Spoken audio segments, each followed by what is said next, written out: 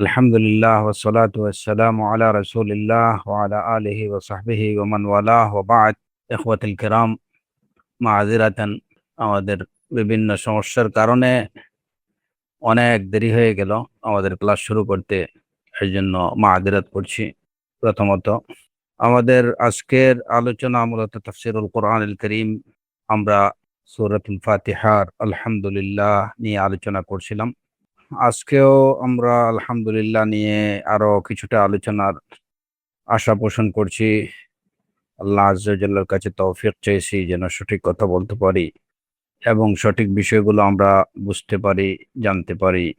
আমরা বলেছিলাম আলহামদুলিল্লাহ সম্পর্কে যে আলহামদুলিল্লাহ কেন বলা হলো, এই আশ-শুকর কেন বলা হলো না, বা আল মাদহু কেন বলা হলো না, as-সানাউ কেন বলা হলো না, হামদ, শুকুর, সানা এই বিষয়গুলোর এবং মাদহ এগুলোর মধ্যে কি পার্থক্য।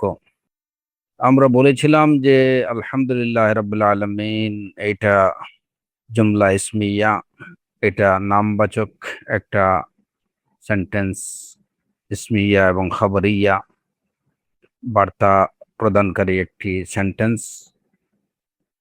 এবং আমরা এটাকে জুমলা ফেআলিয়া বলতে চাই না, কিংবা কর্মবাচক কোনো সেন্টেন্স হিসাবে এটাকে বলতে চাই না। কেন বলতে চাই না, এর কারণ আমরা বলেছিলাম যে নামবাচক যে সেন্টেন্স গুলো, এগুলা কর্মবাচক সেন্টেন্স থেকে অধিকতর শক্তিশালী হয় অর্থের দিক থেকে। এগুলার মধ্যে স্থায়িত্ব থাকে, এগুলার মধ্যে স্থিরতা থাকে। যখনই আরবিতে কোনো নামবাচক বা জুমলা ইসমিয়া নামবাচক কোনো সেন্টেন্স যখন আসে, তখন এটা কর্মবাচক সেন্টেন্স থেকে এটা অধিকতর শক্তিশালী হয় অর্থের দিক থেকে। এটার মধ্যে স্থিরতা থাকে এবং এটার মধ্যে স্থায়িত্ব থাকে। পক্ষান্তরে কোনো সেন্টেন্স, বাক্য যদি এটা কর্মবাচক হয়, তাহলে এটা চেঞ্জেবল এবং এটার মধ্যে স্থিরতা থাকে না, এটার মধ্যে স্থায়িত্ব থাকে না, এটা সময়ে সময়ে রূপ পাল্টায়। যে কারণে আলহামদুলিল্লাহ রাব্বিল আলামিন এইটা জুমলা খাবারিয়া যদিও কেউ কেউ বলেছেন, আমরা এইটুকু বলেছি যে এখানে আলহামদুলিল্লাহ রাব্বিল আলামিনের মধ্যে কেউ বলেছেন যে কুলু আলহামদুলিল্লাহ। কুলু শব্দটা এখানে কি আছে, উজ্জ আছে। তো এটাও আমরা এভাবে বলতে রাজি না। এর কারণ, যদি এটাকে কুলু বলি তখন এটা কিন্তু জুমলা ফেআলিয়া হয়ে যাবে। তখন অর্থের দিক থেকে তার মধ্যে যে স্ট্রেংথ আছে, ওই স্ট্রেংথটা থাকবে না। তো আমরা বলেছিলাম যে মূল কথা হচ্ছে আলহামদুলিল্লাহ রাব্বিল আলামিন, এই যে বাক্যটা, এই বাক্যটা জুমলা ইসমিয়া খাবারিয়া, কিন্তু তার মধ্যে এই যে আমরের যে অর্থ বা বলার অর্থ, এটা উজ্জ আছে। যে তোমরা আলহামদুলিল্লাহ রাব্বিল আলামিন বলো, এই অর্থটা তার মধ্যে আছে, উজ্জ আছে। কিন্তু মূলত এটা কি না, আমরা বলবো না যে এটা এই যে নির্দেশসূচক বাক্য, এটা আমরা বলবো না। এটা খাবার। বিষয়টা জানানো হচ্ছে যে সকল প্রশংসা আল্লাহর জন্যে, সকল প্রশংসার মালিক একমাত্র আল্লাহ। এই খবরটুকু দেয়া হচ্ছে। আমরা বলেছিলাম যে হামদ এবং শুকরের মধ্যে পার্থক্য। শুক্রের দিক থেকে, শুকুর থেকে হামদ হচ্ছে অর্থের দিক থেকে ব্যাপক অর্থবোধক। কারণ হামদ বা প্রশংসা, এটা কোনো অনুকম্পার মোকাবেলা বা তার পরিপ্রেক্ষিতে হতে পারে। কেউ আপনাকে কোনো অনুকম্পা করলো, দান করলো, কোনো এহসান করলো, তার পরিপ্রেক্ষিতে আপনি তার হামদ করতে পারেন, তার প্রশংসা করতে পারেন। কিংবা কোনো অনুকম্পা যদি আপনাকে নাও করে থাকে, তারপরেও তার হামদ করা যায়, তার প্রশংসা করা যায়। তো এই দিক থেকে আলহামদ, এটা হচ্ছে আম বা ব্যাপক শুকুরের থেকে। পক্ষান্তরে শুকুর, এটা কেবলমাত্র কোনো সাধারণত শুকুর, এই কথাটা, এই পয়েন্টটা এই জায়গায় আপনারা খেয়াল রাখবেন যে সাধারণত শুকুর এটা কোনো দান বা অনুকম্পা বা কোনো এহসানের মোকাবেলায় করা হয়।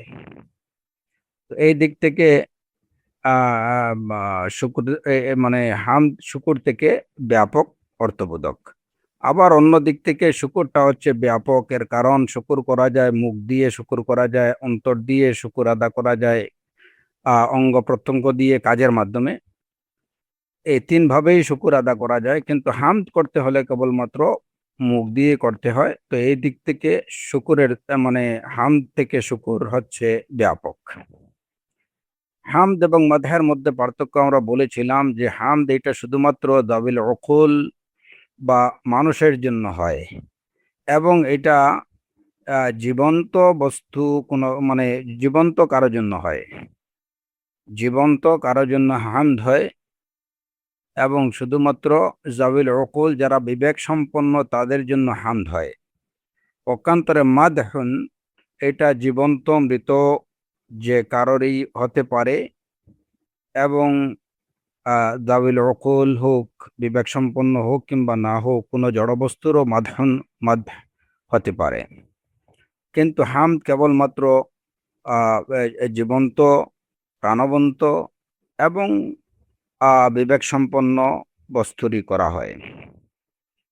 এই হচ্ছে হামদ, শুকুর, মাদহের মধ্যে পার্থক্য। এবং হামদ এবং সানার মধ্যে পার্থক্য যেটা, যে হামদি এক পর্যায়ে সানা হতে পারে। হামদ সানা হয় কখন? একই হামদ একই ব্যক্তি বা একই বস্তুর প্রশংসা যখন বারবার করা হয় তখনই সেটা হামদ হয়। যেমন দেখেন ওই যে যে বা হাদিসে কুদসিতে সূরাতুল ফাতিহা সম্পর্কে যে বর্ণনা রয়েছে, যে বান্দা যখন আলহামদুলিল্লাহ রাব্বিল আলামিন বলে, আল্লাহ আযজা ওয়া জাল্লা বলেন হামিদানি আবদি। আর রহমানির রহিম যখন বলে তখন আল্লাহ আযজা ওয়া জাল্লা বলেন আসনা আলাইয়া আবদি, আসনা আলাইয়া আবদি। এই যে বান্দা আমার সানা করছে, তো এইটা কখন বলা আল্লাহ আযজা ওয়া জাল্লা বলেন আলহামদুলিল্লাহ রাব্বিল আলামিন বলে সে প্রথমবার যখন প্রশংসা করলো, এরপরে আবার আল্লাহ আযজা ওয়া জাল্লার যখন সে প্রশংসা করছে আর রহমানির রহিম বলে, তখনই আল্লাহ আযজা ওয়া জাল্লা বলছেন আসনা আলাইয়া আবদি, বান্দা আমার সানা আদায় করছে। তো যখন প্রশংসা বারবার আদায় করা হবে তখন এটাই হবে সানা। কিন্তু প্রথমবার যদি প্রশংসা করা হয়, একবার করা হয়, তাহলে সেটা কি হবে না? সানা হবে না, এটা হবে হামদ। এই হলো হামদ, শুকর, মাদ এবং সানার মধ্যে পার্থক্য। এই আলোচনাটুকু আমার মনে হয় এটা আমরা করেছি। এরপরে হামদ এবং শুকরের মধ্যে আরেকটা পার্থক্য, একটা পার্থক্য তো আমরা যেটা বললাম যে হামদ হয় কোনো নেয়ামতের মোকাবেলায় করা হয়, কোনো নেয়ামত ছাড়াও হামদ করা হতে পারে। যেমন যে বস্তুগুলো ব্যক্তির তার নিজের সাথে, যেমন কারো দৈর্ঘ্য, যে লোকটা খুবই লম্বা, লোকটা খুবই সুন্দর, আহ, এই যে বিষয়গুলোর জন্য হামদ করা যেতে পারে। কিন্তু একটা লোক খুবই সুন্দর, খুব লম্বা, খুব সবল, তার স্বাস্থ্য ভালো, দেখতে সুন্দর, এই সমস্ত বিষয়ের জন্য কারো শুকর আদায় করা হয় না। কিন্তু একজনের প্রশংসা করা যেতে পারে তার ওই সমস্ত বিষয়ের জন্য। এর জন্য হামদ আওসাফে লাজিমা এবং আওসাফে মুতাআদ্দিয়া দুইটার জন্যই হতে পারে। কারো এমন কোনো গুণের জন্য যে গুণটা অন্যের উপরে গিয়ে পড়ে, যেমন কেউ কোনো ভালো কাজ করছে, এটা একটা আওসাফে মুতাআদ্দিয়া বা মুতাআদ্দি, এমন একটি গুণ যে গুণটি তাকে ডিঙ্গিয়ে অন্য আরেকজনের উপরে যে গুণের প্রভাব পড়ছে, সে কাউকে উপকার করছে, কারোর জন্য কারো প্রতি ইহসান করছে, কাউকে সাহায্য করছে, এই সমস্ত বিষয়ের জন্য তার হামদ করা হয়। একই সাথে এমন গুণাবলীর জন্য তার প্রশংসা করা যেতে পারে যে গুণাবলীর কোনো ইফেক্ট অন্যের উপরে পড়েনি, যেটা তার মধ্যেই সীমাবদ্ধ। যেমন লোকটা খুবই লম্বা, লোকটা খুবই সুদর্শন, এই বিষয়গুলা এটার জন্য তার প্রশংসা করা হতে পারে। কিন্তু শুকুর কেবলমাত্র আওসাফে মুতাআদ্দিয়া যেগুলো আছে সেগুলোর জন্য করা যায়। যে কেউ কোনো ভালো কাজ করছে যেটার ইফেক্টটা অন্য কারো উপরে গিয়ে পড়ছে, ওইটার জন্য তার শুকুর আদায় করা হয়। যে লোকটা অন্যজনের উপকার করছে, কারো সাহায্য করছে, এর জন্য তাকে তাকে তার শুকুর আদায় করা হলো, তার প্রশংসা করা হলো, এটা হচ্ছে শুকুর।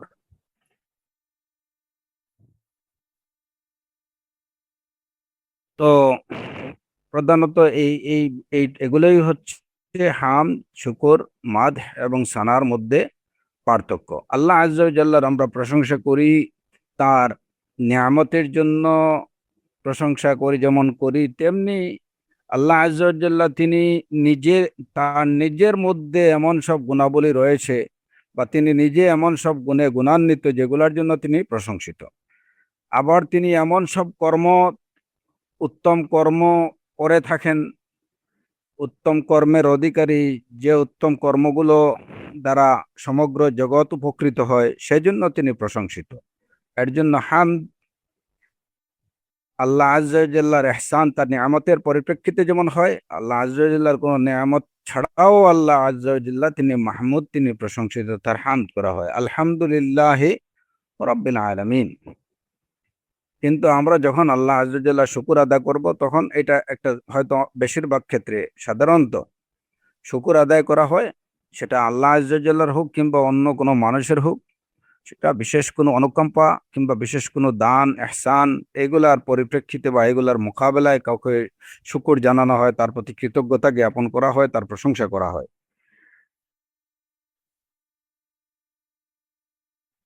এই আলোচনাগুলো আমরা আগেই করেছি। শুধুমাত্র আলোচনার ধারাবাহিকতা নিয়ে আসার জন্য বিষয়গুলো আবারও বলা, যাতে লিসেনাররা পুরোনো বিষয়গুলোকে মনে রাখতে পারেন। আরেকটা বিষয় আমাদের আলোচনার বাকি ছিল যে আলহামদুলিল্লাহ, আমরা বলেছিলাম যে এখানে কেন ইহমাদ, যে হামদান লিল্লাহ কিংবা ইন্নাল হামদালিল্লাহ এরকম কোনো কিছু বলা হয়নি। এই বিষয়গুলো নিয়ে আলোচনা করেছি। এখন একটা বিষয় বাকি আছে আমাদের, যে আলহামদুলিল্লাহ। আলহামদুলিল্লাহ, এই যে হামদের আগে আলিফ লাম ছাড়া যদি আমরা বলি তাহলে কি হতো? যদি হামদুন লিল্লাহ বা হামদান লিল্লাহ বলা হয় তাহলে অসুবিধা কি ছিল? কেন এটা শুরুতে আলিফ লাম নিয়ে আসা হলো? আলহামদুলিল্লাহ, আলহামদুলিল্লাহ। আমরা এই যে কোরআনে কারীমে আল্লাহ আযজা ওয়া জাল্লা সূরাতুল ফাতিহার শুরুতে আলহামদুলিল্লাহ বলছেন, এই বলার পিছনে অসংখ্য হিকমা আছে। এই আলিফ লাম আরবিতে ৩টা কাজের জন্য বা ৩টা বিষয় বোঝানোর জন্য আলিফ লাম এসে থাকে। কোন শব্দের শুরুতে আলিফ লাম আসে ৩টা বিষয়ে, যে কোনো কিছু বোঝানোর জন্য। আলিফ লাম এটা কখনো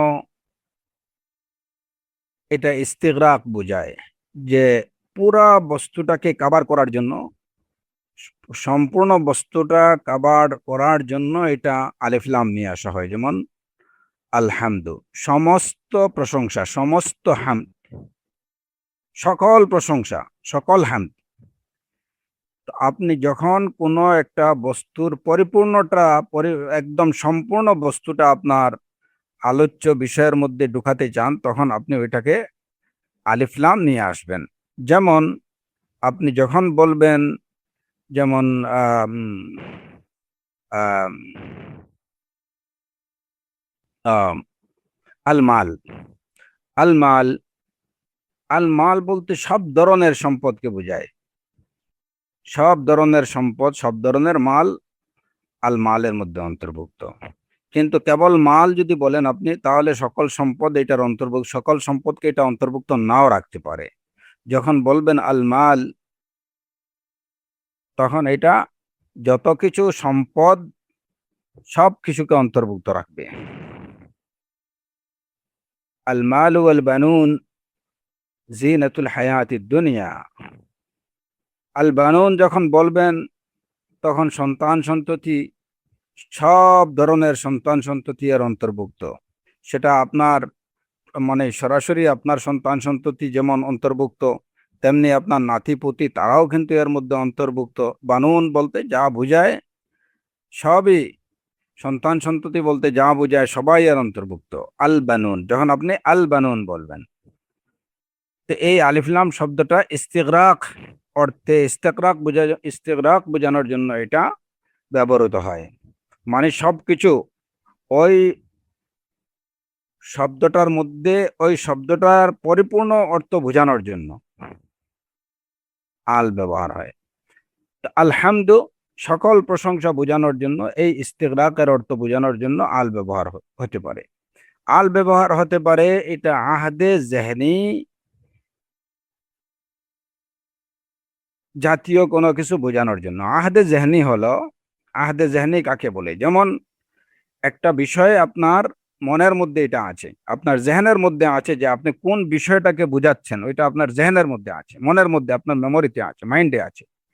আপনার মাইন্ডে যে বস্তুটা আছে সেই বস্তুটাকে টার্গেট করে আপনি যখন ওই বস্তুটাকে যখন বুঝাতে চাইবেন, তখন এই জায়গাতে আপনি আল ব্যবহার করতে পারেন। যদিও এটা আপনার এটা এটা বাহ্যিকভাবে বা এটার কোনো এক্সিস্টেন্স হয়তো নেই, এই মুহূর্তে ওই বস্তুটা আপনার সামনে নেই, আপনার মাইন্ডে একটা বিষয় আছে, একটা নির্দিষ্ট বিষয় আছে, ওই বিষয়টাকে বোঝানোর জন্য আপনি আলিফ লাম ব্যবহার করতে পারেন।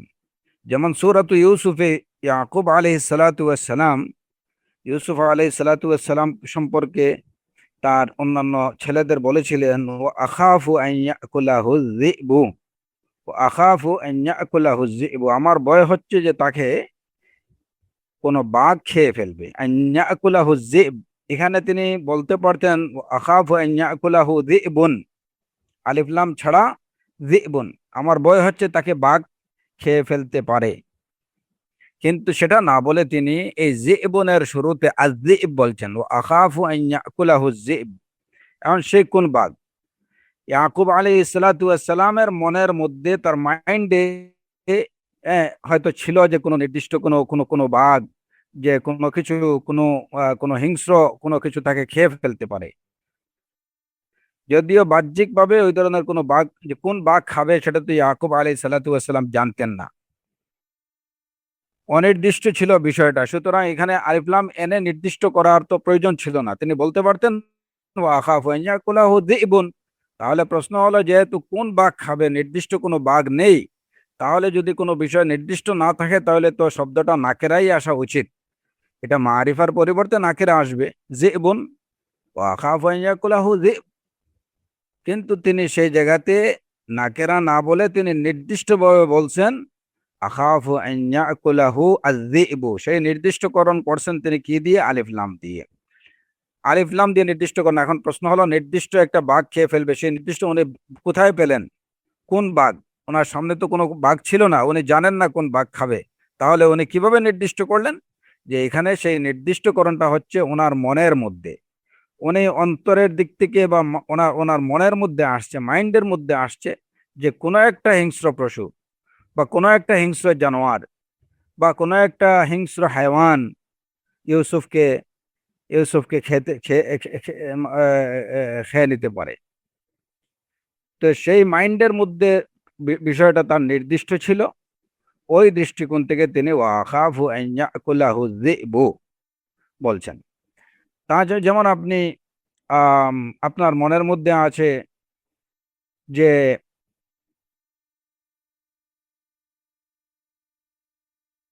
কোনো একজন ব্যক্তি আপনার কাছে আসবে, হুম, বা কোনো ব্যক্তি আপনাকে সাহায্য করবে, ওই ব্যক্তিটাকে এটা বাহ্যিকভাবে আপনি বলতে পারবেন না, বা আপনার সামনে এরকম কেউ নির্দিষ্ট নেই, কিন্তু তারপরেও আপনি যদি বলেন যে সাইয়ুসাইদুনি আর-রাজুলু আও ইয়ানসুরুনি আর-রাজুলু, ইয়ানসুরুনি রাজুলুন, আপনি বলাটা আপনার স্বাভাবিকভাবে এটা উচিত ছিল, আমাকে কোনো ব্যক্তি সাহায্য করবে। ইয়ানসুরুনি রাজুলুন, আপনি জানেন না কোন ব্যক্তি, অনির্দিষ্ট কোনো ব্যক্তি আপনাকে সাহায্য করতে পারে। কিন্তু যখন আপনার মাইন্ডের মধ্যে থাকবে, মনে মনে জানা থাকবে যে হ্যাঁ কোনো নির্দিষ্ট কোনো এক ব্যক্তি আমাকে এসে সাহায্য করবে, তখন আপনি যদি বলেন, তখন আপনি বলবেন কি ইয়ানসুরুনি আর-রাজুল, অথবা সাইয়ুসাইদুনি আও ইউসাইদুনি আর-রাজুল, আর-রাজুল, সেই রাজুলটা, সেই ব্যক্তিটা কি, সেটা আপনার মনের মধ্যে আছে। আপনি মনের মধ্যে কাউকে নির্দিষ্ট করে রাখছেন, বা আপনি মনে মনে হয়তো ঠিক করছেন যে কোনো একজন নির্দিষ্ট ব্যক্তি আমাকে সাহায্য করবে। এটাই হচ্ছে আহদে জেহনি। আবার আহদে খারিজি আলিফ লাম এটা আহদে খারিজির জন্য এটা কি হয়, ব্যবহৃত হয়। আহদে খারিজি হচ্ছে যে ওই বিষয়টা আপনার কাছে বাহ্যিকভাবে এটা কি এক্সটার্নালি এটা নির্দিষ্ট, ওটা নির্দিষ্ট, তখন আপনি আল ব্যবহার করতে পারেন, যেটা বেশিরভাগ ক্ষেত্রেই হয়। আল যেমন আপনি বললেন যে আহ, আম, আম, আল উসাফিরু ইলাল মাদিনা, উসাফিরু ইলাল মাদিনাতি, আমি মদিনায় সফর করব, আল মাদিনা। আল মদিনা এটা আপনার কাছে নির্দিষ্ট, আল মদিনা আল মুনাওয়ারা। আলিফ লাম দিয়ে ওই আহদে খারিজি যেটা বাহ্যিকভাবে যেটা মদিনা মুনাওয়ারা হিসাবে আছে, আপনি কেবলমাত্র আল দিয়ে নির্দিষ্টভাবে সুনির্দিষ্টভাবে ওই মদিনা মুনাওয়ারাকেই আপনি বুঝিয়েছেন। হ্যাঁ, উসাফিরু ইলাল মদিনাতিল মুনাওয়ারাতি। আহ, আপনি আহ, কোনো একটা নির্দিষ্ট কলম আপনার সামনে, একটা কলম নির্দিষ্ট আছে আপনার সামনে, ওই কলম রাখা আছে, আপনি বলতে পারেন আকতুবু বিল কালামি। অথবা আপনি কাউকে বললেন যে হাতিল কালাম, হাতি আল কালাম, কলমটা নিয়ে আসো, কলমটা নিয়ে আসো। আপনার সামনে একটা কলম রাখা আছে কিংবা আপনার পাশে একটা কলম রাখা আছে, বাহ্যিকভাবে আপনি ওই কলমটাকে ইন্ডিকেট করে আপনি বলছেন হাতিল কালাম, ওই কলমটা, কলমটা নিয়ে আসো। তো এখানে বাহ্যিকভাবে কলমটা আছে, আপনি ওই কলমটা নিয়ে আসতে বলছেন, অন্য কোনো সাধারণভাবে যে কোনো কলম না। যদি আপনি বলতে চান যে কলমটি নিয়ে আসো, মানে যে কোনো একটা কলম নিয়ে আসলেই হবে, তাহলে আপনি সেখানে বলবেন হাতি কালামুন, হাতি কালামুন।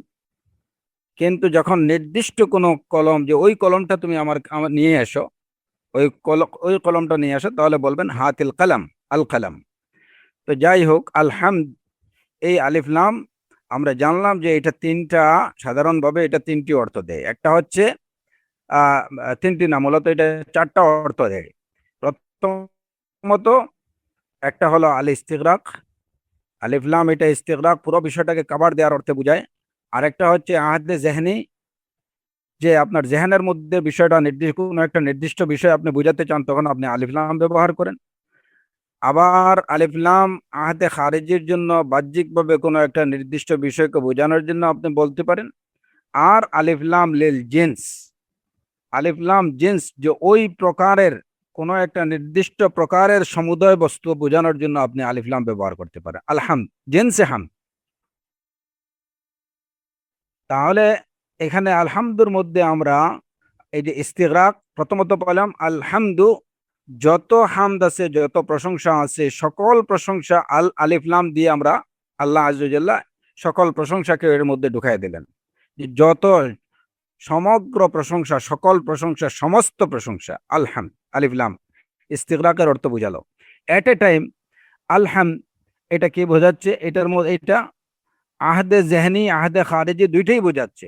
সেটাও হতে পারে আহদে জেহনি, যে যত কিছু আছে, যত কিছু, যত কিছু প্রশংসিত, যত বস্তু আছে, যত উত্তম কিছু আছে, সব কিছু যেটা আপনার মনের বাহ্যিকভাবে এটার এক্সিস্টেন্স আছে, কিংবা আপনি দেখতে পারছেন কিংবা আপনি দেখতে পারেননি, সব কিছু আলহামদু, এটা আলিফ লাম ওই আহদে জেহনে থাকার কারণে এই সব কিছু এর মধ্যে অন্তর্ভুক্ত হয়ে গেল।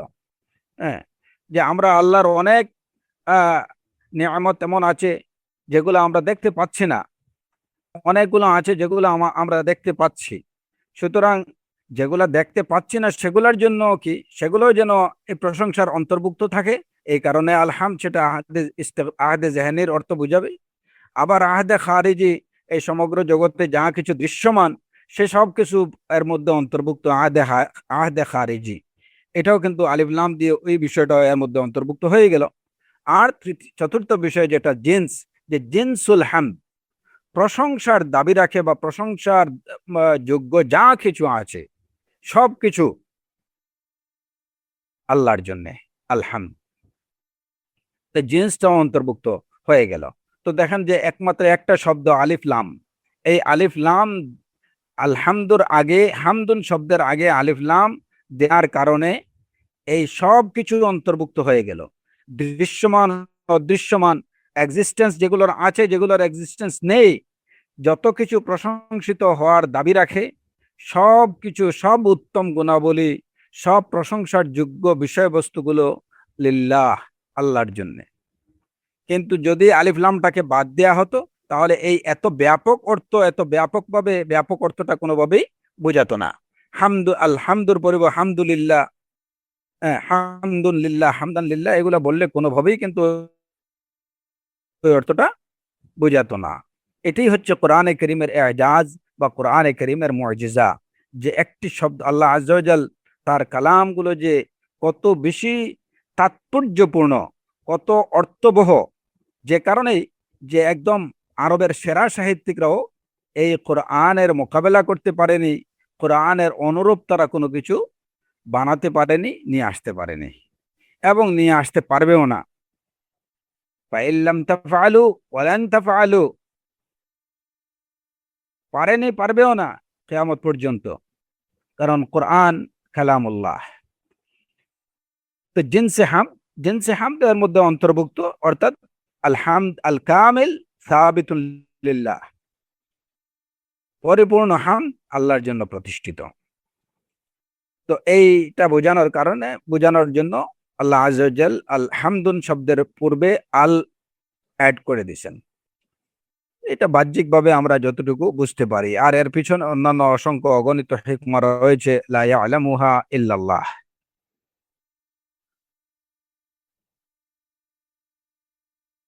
এরপরে আরেকটা বিষয়ে আসা যাক, যে হামদের আলোচনা যখনই আসে, সাথে সাথে শুকরের আলোচনাও চলে আসে।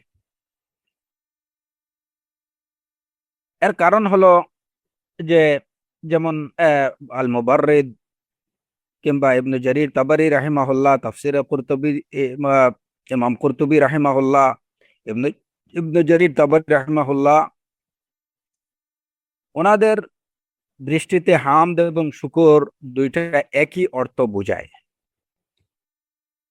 তো মূলত হামদ এবং শুকর, আহ অনেকের উলামায়ে কেরামদের অনেকের অভিমত হলো যে হামদ এবং শুকর দুটো একই বিষয়,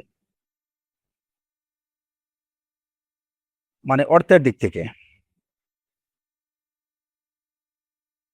কিন্তু আমরা এই যে উপরোক্ত যে আলোচনা, এই আলোচনার প্রেক্ষিতে অধিকাংশ উলামায়ে কেরাম মুফাসসিরিন তারা এর সাথে দ্বিমত পোষণ করছেন যে না, হামদ এবং শুকর দুটা একই বিষয় না, এই দুইটার মধ্যে ফারাক আছে, দুইটার মধ্যে পার্থক্য আছে, এবং কি পার্থক্য সে বিষয়গুলো আমরা আলোচনা করেছি। তবে একটা জায়গায় দুটোই এক মনে হয়, সেটা হলো যে নিয়ামতের পরিপ্রেক্ষিতে যেমন কারো প্রতি কোনো ইহসান কিংবা কারো প্রতি কোনো অনুকম্পা করা হয়েছে এবং সেই পরিপ্রেক্ষিতে তার প্রশংসা করা, এটা হামদ এবং এটা শুকরও বটে। কিন্তু কোনো নেয়ামত, কোনো দান, কোনো অনুকম্পা, কোনো ইহসানের মোকাবেলায় না, এমনিতেই কারো কোনো প্রশংসা করা হয়েছে, তাহলে সেটা হবে কেবল হামদ, এটা শুকর হবে না। সাধারণত শুকর নেয়ামত বা ইহসানের মোকাবেলাই করা হয়। কিন্তু কেন উলামা যেমন ইবনে জারির তাবারি রাহিমাহুল্লাহ, কুরতুবী রাহিমাহুল্লাহ, ওনারা এই যে কথাটি বললেন যে হামদ এবং শুকর অর্থের দিক থেকে দুইটা প্রায় এক, দুইটা প্রায় এক, দুইটার অর্থ এক, প্রায় এক, এর এর অর্থ এইটুকু না যে একদম শতভাগ দুটির অর্থ এক, প্রায় এক। ওনারা এই কথাটি কেন বললেন? আচ্ছা, সেই আলোচনায় যাওয়ার আগে আমরা আরেকটা বিষয় জেনে নেই, যে শুকর, শুকর কি? আমরা শুকর জানলাম যে শুকরটা হচ্ছে কোনো ইহসানের মোকাবেলায় কারো প্রশংসা করা, কারো কৃতজ্ঞতা জ্ঞাপন করা, এটা হচ্ছে শুকর। এই শুকর, শুকর তিন তিন প্রকার। শুকর তিন প্রকার বলতে, যে নিয়ামতগুলার মোকাবেলায়, যে দান বা অনুকম্পাগুলোর মোকাবেলা বা পরিপ্রেক্ষিতে কারো কৃতজ্ঞতা জ্ঞাপন করা হয়, বা বিশেষ করে এই জায়গাতে আমরা আলোচনা করছি আল্লাহ আজ্জা ওয়া জাল্লার শুকর নিয়ে, আল্লাহ আজ্জা ওয়া জাল্লার হামদ নিয়ে। সুতরাং স্পেসিফিক আমরা ওই বিষয়টা নিয়ে আলোচনা করি যে শুকর আল্লাহ আজ্জা ওয়া জাল্লার যেসব নিয়ামতের পরিপ্রেক্ষিতে তার শুকর আদায় করা হয়, সেই নিয়ামতগুলো সাধারণত তিন প্রকার, বা সেই নিয়ামতগুলো তিন ভাগে বিভক্ত। আল্লাহ আজ্জা ওয়া জাল্লার যে নিয়ামতগুলোর পরিপ্রেক্ষিতে তার শুকর আদায় করা হয়, সেই নিয়ামতগুলো তিন প্রকারের। এক হচ্ছে জাগতিক নিয়ামা, এক হচ্ছে দ্বীনি নিয়ামা, আরেকটা হচ্ছে নাম্বার 3 হচ্ছে পরকালীন নিয়ামা। নিয়ামত হচ্ছে এই তিন প্রকার। নিয়ামা দুনিয়াবিয়া, আরেকটা হচ্ছে নিয়ামা, দ্বিতীয় হলো নিয়ামা দ্বীনিয়া, এবং তৃতীয় হলো নিয়ামা উখরাবিয়া। ইহকালীন নিয়ামা বা জাগতিক নিয়ামত, দ্বীনি নিয়ামত এবং পরকালীন নিয়ামত।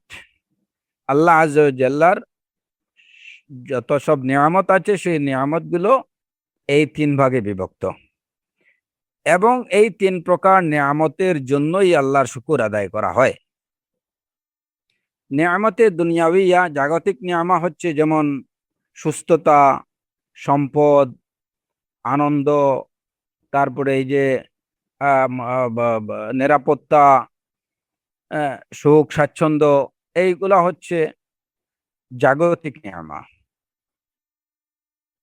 দ্বীনি নিয়ামত হলো যেমন ইলম, তাকওয়া, খাউফ, তাওয়াক্কুল, মুহাব্বা, এই যে বিষয়গুলা, এই বিষয়গুলা হচ্ছে দ্বীনি নিয়ামা। ইলমে দ্বীন অর্জন করা, এটা হচ্ছে দ্বীনি নিয়ামা। আল্লাহর তাকওয়া অর্জন করা দ্বীনি নিয়ামা। হিদায়াত লাভ করা দ্বীনি নিয়ামা। এগুলা হচ্ছে দ্বীনি নিয়ামা। আর পরকালীন নিয়ামত হচ্ছে যে আখেরাতে আল্লাহর থেকে প্রতিদান লাভ করা, আল্লাহর সন্তুষ্টি লাভ করা, আল্লাহর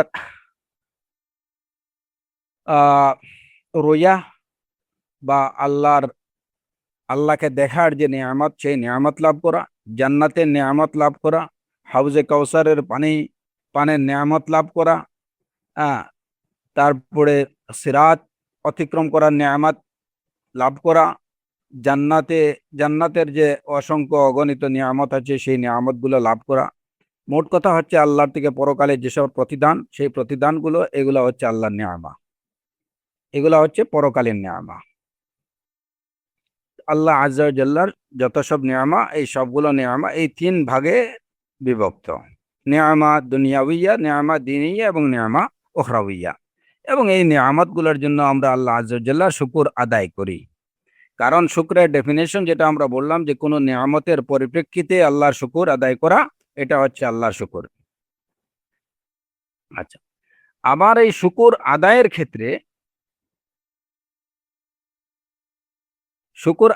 ক্ষেত্রে, মানুষ এই যে শুকরগুলো আছে, এই যে নিয়ামতগুলো আছে, এই নিয়ামতগুলোর শুকর আদায়ের ক্ষেত্রে মানুষ দুই ভাগে বিভক্ত।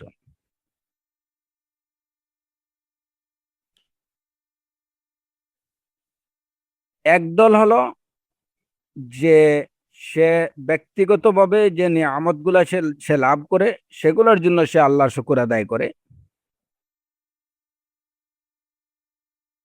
আর আরেক প্রকার হলো যে সামগ্রিকভাবে আল্লাহর যত নিয়ামত আছে, জগতের সব যত যত যত সৃষ্ট বস্তু আছে, হ্যাঁ, এই সব সৃষ্ট বস্তু আল্লাহ আজ্জা ওয়া জাল্লার যত নিয়ামত উপভোগ করছে, সেই সব নিয়ামতের জন্য আল্লাহ শুকর আদায়কারী, আল্লাহ শুকর আদায় করা। তো শুকর আদায়ের ক্ষেত্রে মানুষ এই দুই ভাগে বিভক্ত। প্রথম কথা হলো যে যেসব নিয়ামতের জন্য আল্লাহর শুকর আদায় করা হয়, সেই নিয়ামতগুলো তিন ভাগে বিভক্ত, যেটা আমরা বললাম।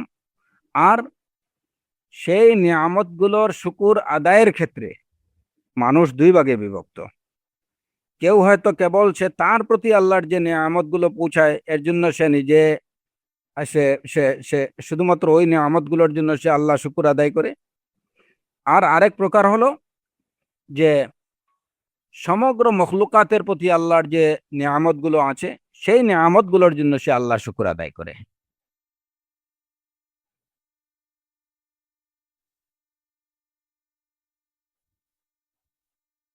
গেল দুটা বিষয়। আরেকটা বিষয় হলো, এই বিষয়টা বিতর্কিত।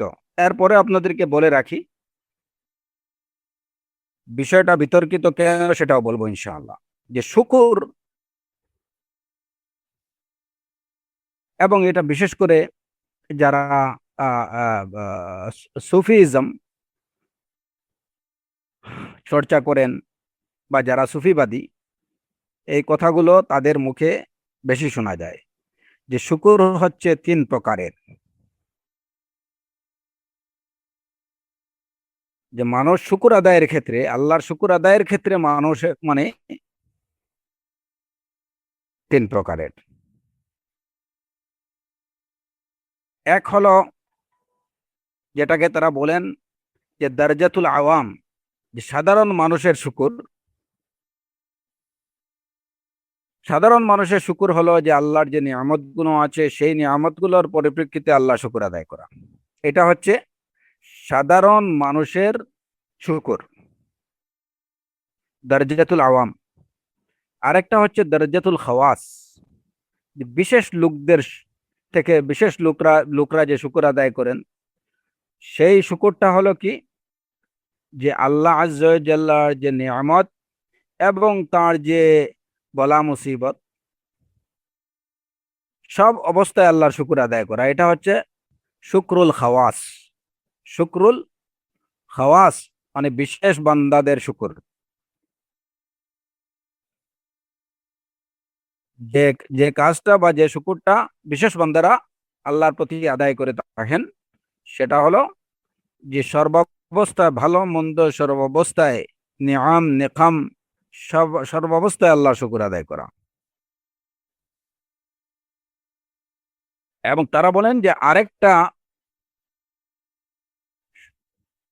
শুকুর আদায়কারীদের আরেকটা দরজা হলো খাওয়াসুল খাওয়াস, যে বিশেষ থেকে বিশেষ থেকে বিশেষতর বান্দাদের শুকুর আদায়। এবং তারা কারা? যে যারা আল্লাহর নিয়ামত গুলার বিষয়টাকে কি করে, এই যে আহ এগুলার প্রতি না তাকিয়ে, তারা আল্লাহর দিকে, যিনি আল্লাহ মানে আল্লাহর নিয়ামত গুলার দিকে না তাকিয়ে যারা আল্লাহর দিকে তাকান, নিয়ামত দানকারীর প্রতি যারা তাকিয়ে শুকুর আদায় করেন, এটা হচ্ছে দারজাতু খাওয়াসিল খাওয়াস। দারজাতু খাওয়াসিল খাওয়াস।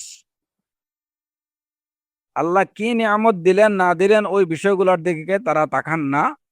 তারা তাকান যে নিয়ামত দানকারী তিনি কে, আল্লাহ আজ্জা ওয়া জাল্লা, তার শুকুর আদায় করতে হবে। অর্থাৎ কি দিছেন না দিছেন সেটা বিষয় না, নিয়ামত দিচ্ছেন কে, ওই দিকে তাকিয়ে যারা শুকুর আদায় করেন, সেটা হচ্ছে দারজাতু খাওয়াসিল খাওয়াস। তো এক মানে শুকুর আদায়কারী যে তিন দরজা, তারা বলেন যে তিনটা স্তর আছে। একটা হচ্ছে দরজাতুল আওয়াম, মানে সাধারণ মানুষরা যে শুকুর আদায় করে, সেটা হচ্ছে আল্লাহর কোনো নিয়ামত সে লাভ করলো, সেই পরিপ্রেক্ষিতে আল্লাহ শুকুর আদায় করা, এটা হচ্ছে দরজাত শুকরুল আওয়াম। আর একটা হচ্ছে শুকরুল খাওয়াস, যে আল্লাহর সর্বাবস্থায়, যে ভালো হোক মন্দ হোক, যেটাই হয়েছে আল্লাহ আজ্জা ওয়া জাল্লার তারা শুকুর আদায় করছেন। আরেকটা হচ্ছে যে যারা এই যে ভালো মন্দ, নিয়ামত নেকমা, এই কোনো কিছুর দিকে ওনারা তাকান না, তাকান কেবল আল্লাহর দিকে, এবং আল্লাহর দিকে তাকিয়ে তারা আল্লাহ শুকুর আদায় করেন। এটা হচ্ছে দরজাতু খাওয়াসিল খাওয়াস। এখন তাদের এই যে কথাগুলো, এই কথাগুলো বিতর্কিত, কিংবা এই কথাগুলো সুফিবাদীদের সাধারণভাবে এটা গ্রহণযোগ্য না। কেননা যে আল্লাহর দিকে, আল্লাহ শুকুরের দিকে না তাকিয়ে, আল্লাহ নিয়ামতের দিকে না তাকিয়ে তার শুকুর আদায় করা, আল্লাহর দিকে তাকিয়ে শুকুর আদায় করা, এই যে কথাটা, এই কথাটা কোরআন এবং সুন্নাহর সাথে বাহ্যিকভাবে এটা সাংঘর্ষিক। বাহ্যিকভাবে কথাটা সাংঘর্ষিক, এই জন্য এটা বিতর্কিত। কেন কোরআনে কারীমে আল্লাহ আযজা ওয়া জাল্লা বলছেন লা ইন শাকারতুম লা আযীদান্নাকুম ওয়া লা ইন কাফারতুম ইন্না আযাবি লাশাদীদ। যদি লা ইন শাকারতুম লা আযীদান্নাকুম, যদি তোমরা শুকর আদায় করো তাহলে আমি তোমাদেরকে আমার নিয়ামতগুলো আরো বাড়িয়ে দেব। এই আয়াত কি প্রমাণ করে? যে আল্লাহর নিয়ামতের জন্যই আল্লাহ শুধু শুকর আদায় করা দরকার। লা ইন শাকারতুম লা আযীদান্নাকুম। তো যারা নিয়ামতের উপরে শুকর আদায় করে আল্লাহ আযজা ওয়া জাল্লা তাদেরকে সেই নিয়ামত আরো বাড়িয়ে দেবেন। এটা হচ্ছে আল্লাহ আযজা ওয়া জাল্লার ওয়াদা। সুতরাং আল্লাহর নিয়ামতের জন্য আল্লাহর শুকর আদায় করারই নির্দেশ রয়েছে এই আয়াতে। এবং কোরআনে কারীমে আল্লাহ আযজা ওয়া জাল্লা তার অনেকগুলো নিয়ামতের কথা স্মরণ করিয়ে দিয়ে বলছেন শুকর আদায় করার জন্য। ওয়াবুদুহু ওয়াশকুরু লাহ। আল্লাহর ইবাদত করো এবং তার শুকর আদায় করো। এই কথাটা আল্লাহ আযজা ওয়া জাল্লা তার অনেকগুলো নিয়ামতের কথা স্মরণ করিয়ে দিয়ে তারপরে বলছেন। তাহলে বোঝা গেল যে নিয়ামতের জন্যই শুকর আদায় করা, এটাই হচ্ছে কোরআন এবং সুন্নাহ নির্দেশিত। সুতরাং এটাকে কেবলমাত্র যে এটা শুকরুল আওয়াম বা দরজাতুল আওয়াম, আওয়াম মানুষের, সাধারণ মানুষের শুকর বলা যাবে না। এবং শুকরের নিয়ামতের দিকে না তাকিয়ে মুনঈমের দিকে, নিয়ামত দানকারীর প্রতি তাকিয়ে শুকর আদায় করা, এই যে বিষয়টা, এই বিষয়টা যে খাওয়াসুল খাওয়াস বা বিশেষ থেকে বিশেষতর বান্দাদের শুকুর, এইটার পক্ষেও কোনো দলিল কোরআন এবং সুন্নাহ থেকে সুস্পষ্ট কোনো দলিল বিদ্যমান নেই। তো যে কারণে এগুলা, এই যে অতি আধ্যাত্মবাদীদের যে কথা, এই কথাগুলো বাহ্যিকভাবে এবং সুস্পষ্টভাবে কোরআন এবং সুন্নাহ থেকে এই কথাগুলোর পক্ষে কোনো দলিল না থাকার কারণে এই বিষয়টা বিতর্কিত। ইব্রাহিম ইবনে আদহাম কে, ইব্রাহিম ইবনে আদহাম যিনি একজন আবিদ জাহিদ হিসাবে সুপরিচিত ছিলেন, ওনাকে কেউ একজন বলেছিল যে ফুকারারা যখন ইদা উতু শাকারু ওয়া ইদা মুনিউ সাবারু, ফুকারাদেরকে যখন দেয়া হয়, কোনো কিছু দান করা হয়, তখন তারা শুকর আদায় করেন। যদি তাদেরকে কোনো কিছু দেয়া না হয় তাহলে তারা সবর করেন। তো এখন এখানে ফুকারা বলতে কাদেরকে বোঝানো হয়েছে? কেউ কেউ বলছেন যে এই যে ইব্রাহিম ইবনে আদহামকে যে লোকটা বলছিল বা যিনি বলেছিলেন যে ইন্নাল ফুকারা ইদা উতু শাকারু ওয়া ইদা মুনিউ সাবারু, এখানে ফুকারা বলতে মানে তারা ওই কাকে বুঝিয়েছেন, মানে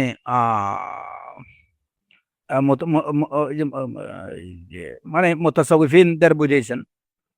এমনও মুতাসাউফিন আছেন যে যাদেরকে কোনো কিছু যারা আল্লাহর কোনো নেয়ামত লাভ করেন তখন তারা শুকর আদায় করেন, আর যখন তাদের কোনো নেয়ামত তারা না পান তখন তারা সবর করেন।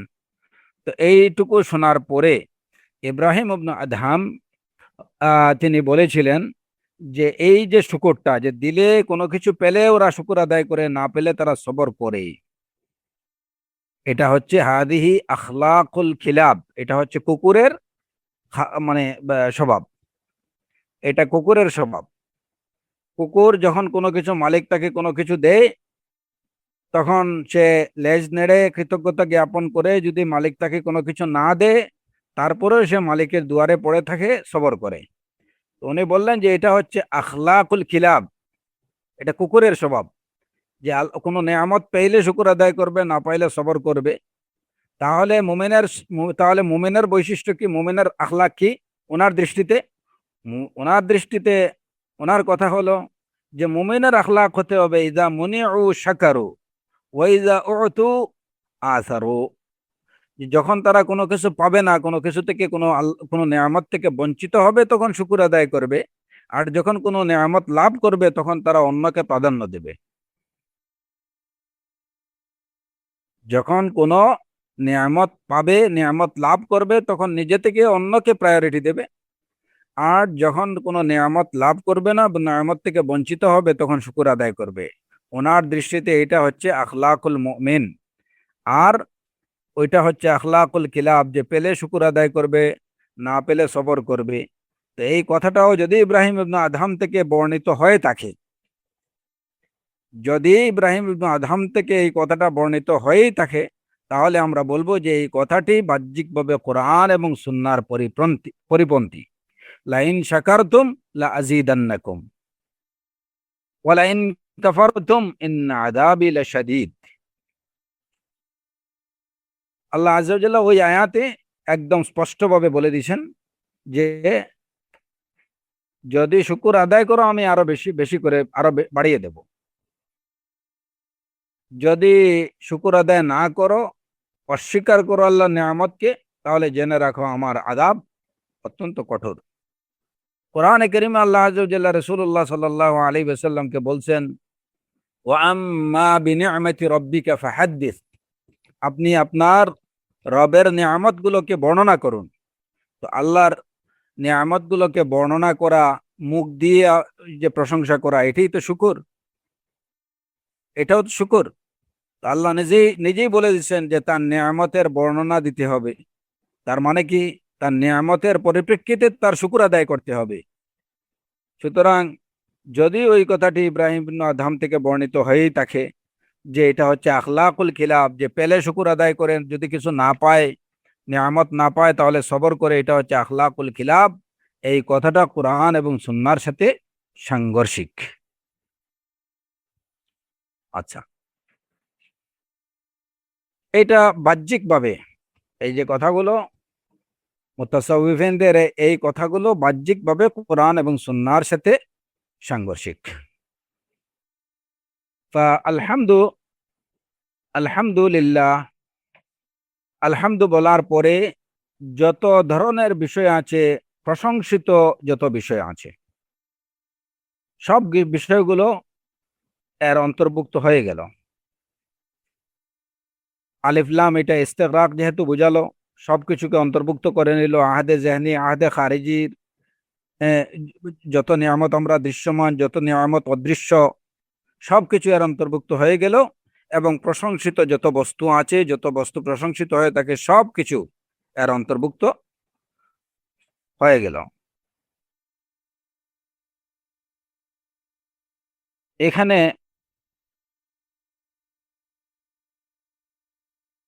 আরেকটা বিষয় দেখেন, যে আমরা এই যে ইতিমধ্যে যে বিষয়টা বললাম, যে শুকর নেয়ামত হচ্ছে তিন প্রকারের: নেয়ামা দুনিয়াবিয়া, নেয়ামা দিনিয়া, নেয়ামা উখরাবিয়া। নেয়ামা দুনিয়াবিয়া বা জাগতিক নিয়ামতের, যেমন আমরা বললাম সুস্থতা, ধন সম্পদ, সন্তান সন্ততি, এইসব বিষয়গুলো হচ্ছে দুনিয়াবি জাগতিক নিয়ামত। এই বিষয়গুলা মানুষের চোখে পড়ে, এগুলা দৃশ্যমান।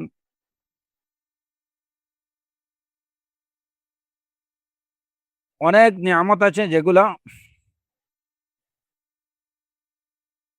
অদৃশ্য, আমরা সাধারণ চোখে আমরা যেগুলো দেখতে পাই না। যেমন আমাদের শরীরের, দেহের অভ্যন্তরে আল্লাহ আযজা ওয়া জাল্লা যে মেকানিজম রেখেছেন, হ্যাঁ, যেটা আমরা সাধারণত দেখি না, আমাদের চোখে পড়ে না। হ্যাঁ, তো এইগুলোও কিন্তু আল্লাহ আযজা ওয়া জাল্লার নেয়ামা। তারপরে যেমন এই যে আমরা অক্সিজেন নিচ্ছি, বাতাস টানছি, এগুলোও কিন্তু আল্লাহ আযজা ওয়া জাল্লার নেয়ামা। অনুরূপ ভাবে নেয়ামা, আল্লাহ আযজা ওয়া জাল্লা আমাদেরকে যে আকল দিয়েছেন, বিবেক বুদ্ধি দিয়েছেন, এটাও কিন্তু নেয়ামা। আর তাহাদ্দুসু বিন নিয়ামাতি শুকরুন, আল্লাহ নিয়ামত গুলোকে বর্ণনা করা, এটা হলো শুকর।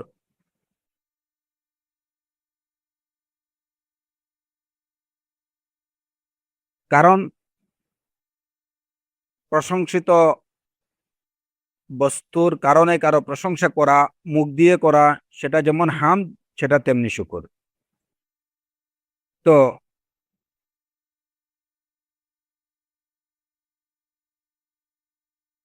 জাগতিক যে নিয়ামত গুলো আছে, সেই নিয়ামত গুলোর মধ্যেও অনেক নিয়ামত আছে যে নিয়ামত গুলো আমাদের কাছে দৃশ্যমান না। অনেকগুলো নিয়ামত আছে যেগুলো দৃশ্যমান, জাগতিক গুলাও। কারণ সাধারণত আমরা বলছি যে নিয়ামতগুলোর পরিপ্রেক্ষিতে আল্লাহ আযজা ওয়া জাল্লার শুকর আদায় করা হয়, সে নিয়ামতগুলো তিন ভাগে বিভক্ত: জাগতিক নিয়ামা, পরকালীন নিয়ামা এবং দ্বীনি নিয়ামা। জাগতিক নিয়ামাগুলো এগুলা কিন্তু দুই ভাগে বিভক্ত। একটা হচ্ছে যেগুলো আমাদের চোখে পড়ে, যেগুলা সাধারণভাবে আমাদের চোখে পড়ে না। সাধারণভাবে চোখে পড়ে না, যেমন আমরা যে এই যে অক্সিজেন টানছি, যেটা আমাদেরকে আল্লাহ আযজা ওয়া জাল্লা বিবেক বুদ্ধি দিয়েছেন। আমাদের দেহের অভ্যন্তরে যে মেকানিজম আছে, এগুলা সাধারণভাবে চোখে পড়ে না, কিন্তু এগুলোও জাগতিক নিয়ামতের অন্তর্ভুক্ত।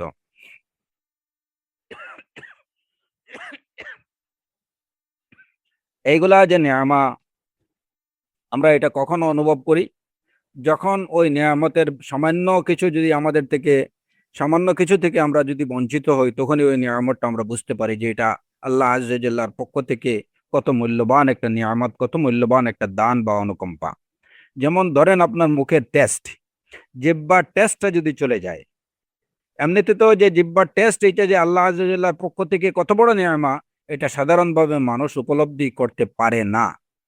এটা আল্লাহর পক্ষ থেকে কত বড় নিয়ামা। কিন্তু যখন একজন মানুষের খাবারের রুচি চলে যায়, মুখের টেস্ট চলে যায়, নাকের স্মেল চলে যায়, কানের শ্রবণ শক্তি চলে যায়, চোখের দৃষ্টিশক্তি চলে যায়, তখন সে অনুভব করতে পারে, হ্যাঁ, যে এটা কত বড় নিয়ামা ছিল। যখন তার দাঁত পড়ে যায়, তখন সে বুঝতে পারে যে দাঁত এটা আল্লাহর পক্ষ থেকে কত বড় নিয়ামা ছিল। তখন যখন তার লিভারের ক্ষমতা হারিয়ে ফেলে, তখন সে বুঝতে পারে যে লিভারের যখন সচল ছিল, এটা কত বড় নিয়ামা ছিল। যখন তার কিডনি সচল ছিল, এটা কত বড় নিয়ামত ছিল। এটা সে তখনই বুঝতে পারে যখন তার কোনো কিডনি বিকল হয়ে যায়। তো যদিও এই সব নিয়ামত গুলা নিয়ামত দুনিয়াউইয়া, জাগতিক নিয়ামা এগুলা, সেই জাগতিক নিয়ামার মধ্যেও কিন্তু অনেকগুলো আছে যেগুলো সে দেখতে পারে না, বা স্বাভাবিকভাবে এই নিয়ামত গুলোকে মানুষ অনুধাবন করে না। যেমন বুদ্ধি, বিবেক বুদ্ধি।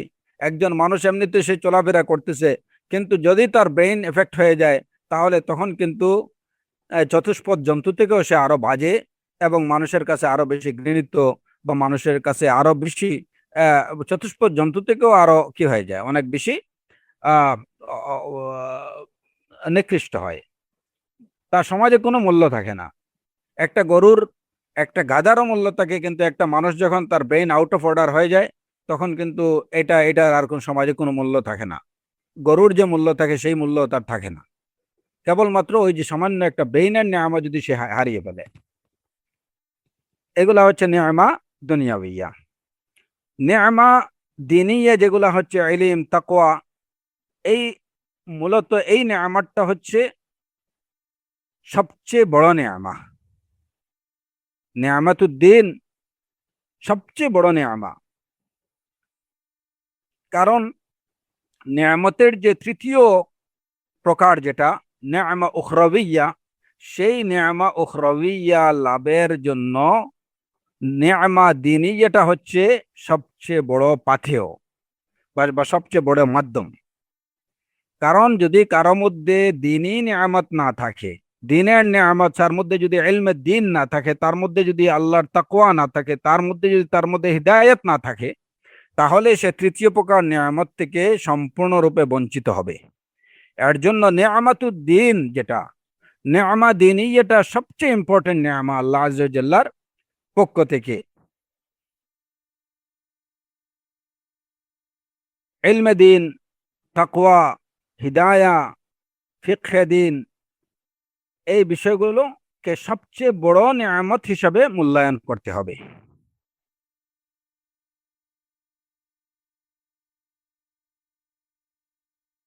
ইস্তিকামা, দ্বীনের উপরে ইস্তিকামা থাকা, এটা সবচেয়ে বড় নিয়ামাতুদ্দিন।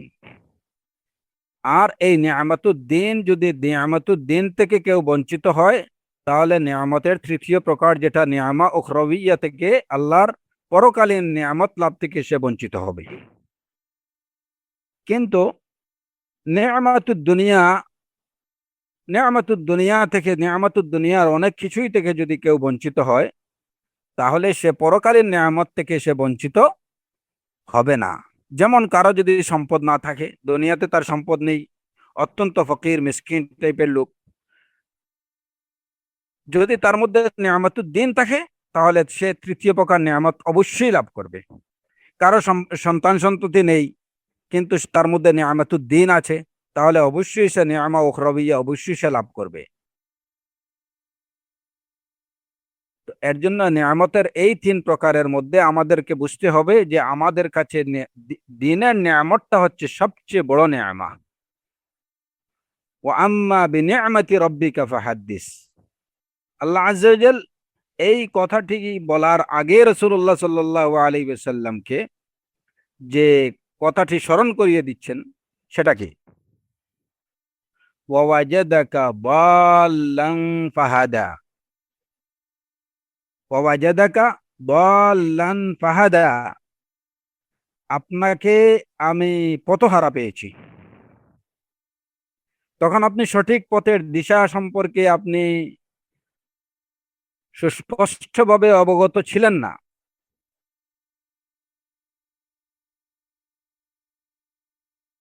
ফাহাদা, আল্লাহ আযজা ওয়া জাল্লা আপনাকে তার দিকে সঠিক পথের দিশা দিয়েছেন। ওয়া ওয়াজাদাকা আইলান ফাআগনা। এটা হচ্ছে নিয়ামতের দুনিয়া, জাগতিক নিয়ামতের কথা বলছেন।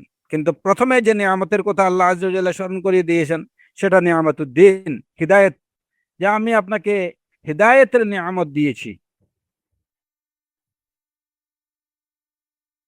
আলাম ইয়াজিদকা ওয়াজাদাকা দাল্লান ফাহাদা ওয়াজাদাকা আইলান ফাআগনা।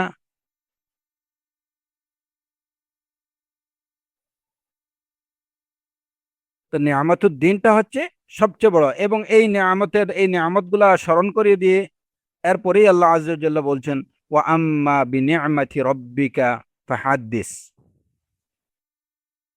সূরাতুর রহমানে আল্লাহ আযজা ওয়া জাল্লা তার বিভিন্ন ইহকালীন পরকালীন অনেক নিয়ামার কথা স্মরণ করিয়ে দিয়েই বলছেন ফাবিআইয়ি আলাই রাব্বিকুমা তুকাজ্জিবান। আল্লাহর কোন নিয়ামতকে তোরা অস্বীকার করবি?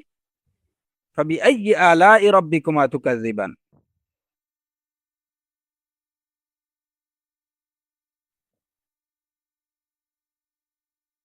তো নিয়ামতুদ্দিন এটা হচ্ছে আজাল্লুন নিয়ামা। সবচেয়ে বেশি মূল্যায়ন করতে হবে এই নিয়ামতকে, এবং এই নিয়ামত লাভের জন্য, নিয়ামতুদ্দিন লাভের জন্য সবচেয়ে বেশি সচেষ্ট হতে হবে আমাদেরকে। কারণ এই নিয়ামত লাভের উপরেই নির্ভর করে তৃতীয় প্রকার নিয়ামত লাভের বিষয়ে। আল্লাহ আযজা ওয়া জাল্লা তিনি মাশকুর, তিনি, আমরা তার প্রতি কৃতজ্ঞ তার সব ধরনের নিয়ামতের জন্য। তিনি আমাদেরকে দিনই, ইহকালীন, পরকালীন এবং দিনই যত সব নিয়ামত দিয়েছেন, সব নিয়ামতের জন্যই তিনি মাশকুর। এবং যত প্রশংসিত এবং যত প্রশংসার দাবি রাখে, যত রকম গুণ আছে, সব গুণের মালিক, যোগ্য হকদার হলেন তিনি, এবং এই সব কিছুর জন্যই তিনি কি প্রশংসিত। সকল প্রশংসা, যত সব বিষয়ের জন্য একজন প্রশংসিত হতে পারেন, সেই সব কিছুর মালিক হলেন, সে সব কিছুর প্রশংসার যোগ্য হকদার দাবিদার মালিক হলেন আল্লাহ আযজা ওয়া জাল্লা। আলহামদুলিল্লাহ। এ কারণেই আলহামদুলিল্লাহ। এমন কোনো গুণ নেই, এমন কোনো কাজ নেই যে কাজের কারণে কেউ প্রশংসিত হতে পারে। এরকম প্রতিটি প্রশংসার দাবি রাখে বিষয়ের মালিক হলেন আল্লাহ আযজা ওয়া জাল্লা। মূল কথা হচ্ছে যে যত কিছু প্রশংসার যোগ্য হতে পারে, যত কিছুর জন্য কারো প্রশংসা করা যেতে পারে, এরকম প্রশংসার যোগ্য বিষয়ে যত সব বিষয় আছে, সে সব বিষয়ের মালিক, অধিকারী, হকদার এবং যথাযোগ্য হলেন আল্লাহ আযজা ওয়া জাল। আলহামদুলিল্লাহি রাব্বিল আলামিন।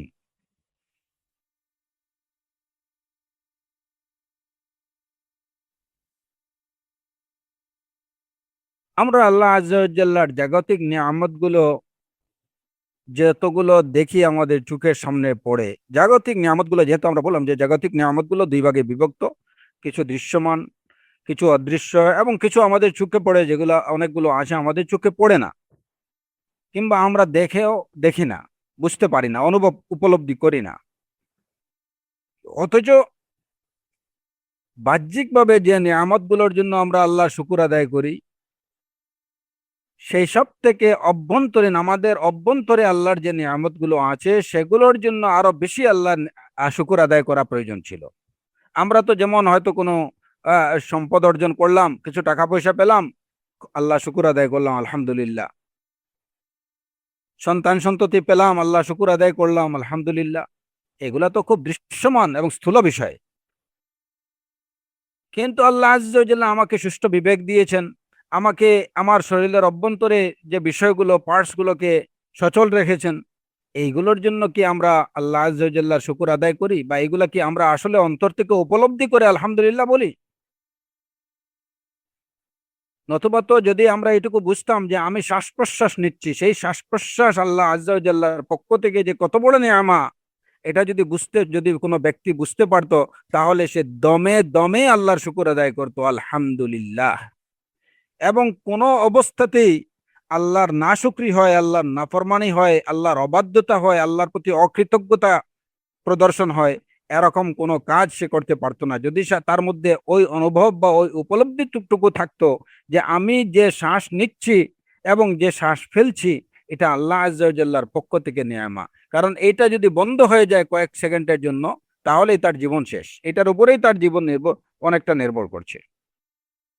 সুতরাং এই শ্বাস প্রশ্বাসের বিষয়গুলোকে আল্লাহ আজ্জা ওয়া জাল্লা সচল রাখছেন, আলহামদুলিল্লাহ। এটা দমে দমে তার বলা উচিত ছিল, কর্মের মাধ্যমে তার আল্লাহর শুকুর আদায় করার দরকার ছিল। এই জন্য আমরা বলেছি যে শুকুর আদায় এটা মুখ দিয়ে হতে পারে, কর্মের মাধ্যমে হতে পারে। কর্মের মাধ্যমে কিভাবে হয়? আল্লাহ আজ্জা ওয়া জাল্লার আনুগত্য, আল্লাহর যত সব আনুগত্যমূলক কাজ আছে, আল্লাহর নৈকট্য, যেসব কাজের দ্বারা আল্লাহর নৈকট্য অর্জন করা যায়, সেই সব কাজ বেশি করা, এগুলা এইগুলার দ্বারা আল্লাহ শুকুর আদায় করা হয়।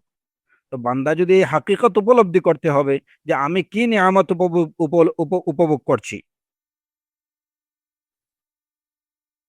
আলহামদুলিল্লাহ। আমি যখন শ্বাস নিচ্ছি, তখন আমার মধ্যে এই অনুভূতিটুকু অ্যাটলিস্ট অন্তর থেকে থাকতে হবে যে এটা নিয়ামা মিনাল্লাহ আজ্জা ওয়া জাল, নিয়ামা মিনাল্লাহ আজ্জা ওয়া জাল। অন্তর দ্বারা এই বিষয়টা উপলব্ধি করা, এটাও কিন্তু হামদ এবং শুকরের মধ্যে পড়ে। কারণ হামদ, যদিও আমরা বলছি যে সাধারণভাবে হামদ এটা কি করা হয়, মুখে উচ্চারণ করা হয়, শুধুমাত্র মুখ দিয়ে আদায় করা হয়। কিন্তু যদি অন্তরের মধ্যে কোনো ব্যক্তির এই উপলব্ধিটুকু না থাকে যে এটা আমি আল্লাহ আজ্জা ওয়া জাল্লার, আল্লাহ আজ্জা ওয়া জাল্লা তিনি মাহমুদ এই কাজের জন্য, যে তিনি আমাকে শ্বাস প্রশ্বাস নেয়ার শক্তি দিয়েছেন, তিনি আমাকে আহ, একদম খাঁটি বাতাস, অক্সিজেনের ব্যবস্থা আমার জন্য করেছেন, এই কারণে তিনি মাহমুদ, তিনি প্রশংসিত, তিনি প্রশংসার দাবিদার, আলহামদুলিল্লাহ। এই উপলব্ধি অন্তরের মধ্যে থাকতে হবে। এগুলা যদি অন্তরের মধ্যে না থাকে, আর কেউ যদি মুখে যদি আলহামদুলিল্লাহ, শুকরুলিল্লাহ, শাকারাল্লাহ, নাশকুরুল্লাহ, নাহমাদুল্লাহ এগুলা বলে, তাহলে যদিও বাহ্যিকভাবে দেখা যাবে যে লোকটা শুকুর আদায় করছে, কিন্তু সে তার শুকুর কিংবা হামদ আদায়ে সাদিক না, সে সত্যবাদী না।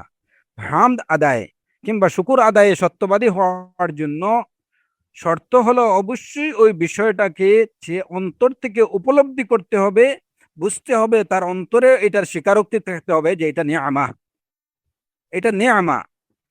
কিংবা এই বিষয়টার জন্য, আমার এই বিষয়টার জন্য আমি এই আল্লাহ আজ্জা ওয়া জাল্লা প্রশংসার দাবিদার। আল্লাহ আমাকে একটা সুস্থ মস্তিষ্ক দিয়েছেন, এর জন্য তিনি মাহমুদ, আলহামদুলিল্লাহ। এই উপলব্ধিটুকু অন্তরের মধ্যে থাকতে হবে, তাহলেই সেটা প্রকৃত অর্থে হামদ হবে, কিংবা সেটা প্রকৃত অর্থে শুকুর হবে। নতুবা এটা কেবল মুখের কথা হবে, এটা কোনো, এটা মানে এটা পরকালের পরকালের নিয়ামত লাভের জন্য সহায়ক হবে না। এবং এই উপলব্ধিটুকু আসার জন্য যে কি প্রয়োজন, এই উপলব্ধিটুকু আসার জন্য নিয়ামতুল দ্বীন দরকার, নিয়ামতুল ইলম দরকার। ইলমে দ্বীনের নিয়ামত যদি থাকে, যে যতটুকু যত বেশি লাভ করতে পারবে, সে আল্লাহ আজ্জা ওয়া জাল্লার জাগতিক নিয়ামতকে তত বেশি উপলব্ধি করতে পারবে এবং তত বেশি আল্লাহর হামদ এবং শুকর আদায় করতে পারবে। ব্যক্তি কখন বুঝবে যে আমার একটা সুস্থ ব্রেন, আমার এই যে একটা সুস্থ দেহ, আমার নিঃশ্বাস, আমার অক্সিজেন, এই যে যে আলো বাতাস পানি মাটি যেটা আমি উপভোগ করছি, যেটার মধ্যে দিয়ে আমি বেড়ে উঠছি, এই সব কিছুই আমার রবের পক্ষ থেকে নেয়ামত। এই উপলব্ধি বা এই জ্ঞানটুকু তাকে কে দিবে? এটা সে কোথা থেকে পাবে?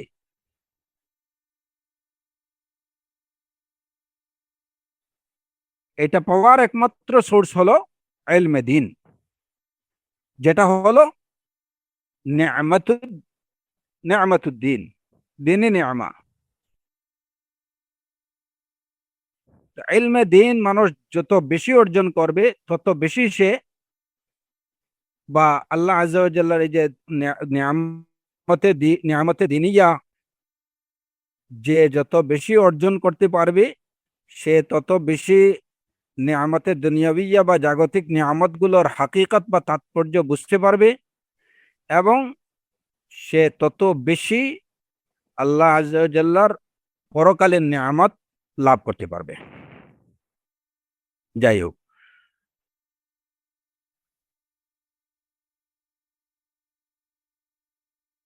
এখন আলহামদুলিল্লাহ আরেকটা বিষয় আমি এখানে বলে রাখি। আলহামদ যখন আমরা বললাম যে হামদুনের আগে আলিফলাম যখন আসলো, তখন সর্বপ্রকার প্রশংসার দাবি রাখে এরকম সব বিষয়বস্তু এর মধ্যে অন্তর্ভুক্ত হয়ে গেল। যত আওসাফে মাহমুদা আছে, প্রশংসার দাবি রাখে এরকম যত গুণাবলী আছে, যা কিছু আছে, সবকিছু আল্লাহর জন্য আমরা নির্দিষ্ট করে নিলাম যে পরিপূর্ণ প্রশংসার দাবিদার, প্রশংসাযোগ্য যত বস্তু আছে সবকিছুর মালিক আল্লাহ। আলহামদুলিল্লাহ। এখন আল্লাহ আজ্জা ওয়া জাল্লার যত আসমায়ে হুসনা আছে, যত সিফাতে উলিয়া আছে, এই সব কিছুকে আমরা যখন আলহামদু বলবো, তখন এই সব কিছু এর অন্তর্ভুক্ত হয়ে গেল। আল্লাহ আজ্জা ওয়া জাল তিনি আর রহমান, এই কারণে তিনি মাহমুদ। তিনি রহিম, এই কারণে তিনি মাহমুদ। তিনি সত্তার, তিনি গফফার, তিনি করিম, তিনি গফুর, তিনি ওয়াদুদ, তিনি যুল আরশিল মজিদ, ফাআলুল লিমা ইউরিদ, তিনি আল হাইয়ুল কাইয়ুম, আস সামিউল বসির, আল লতিফুল খবীর। আল্লাহ আজ্জা ওয়া জাল্লার যত আসমায়ে হুসনা সিফাতে উলা আছে, সব কিছুর জন্য আল্লাহ আজ্জা ওয়া জাল তিনি মাহমুদ। আমি যখন আলহামদু বলবো, তখনই যেন আমি ওই বিষয়গুলোর স্বীকৃতি দিয়ে দিলাম। আলহামদুলিল্লাহ। এখন যে লোকগুলো আল্লাহ আজ্জা ওয়া জাল্লার আসমা এবং সিফাতে বিশ্বাস করে না, কিংবা কিছুতে বিশ্বাস করে কিছুতে বিশ্বাস করে না, এই লোকগুলো যখন আলহামদুলিল্লাহ বলে, তখন তাদের ওই আলের মধ্যে কিন্তু আল লেল ইস্তিগরাক হয় না। ওইটাতে অনেক কিছু তারা বাদ দিয়ে দেয়, ওইটাতে অনেক কিছু বাদ পড়ে গেল।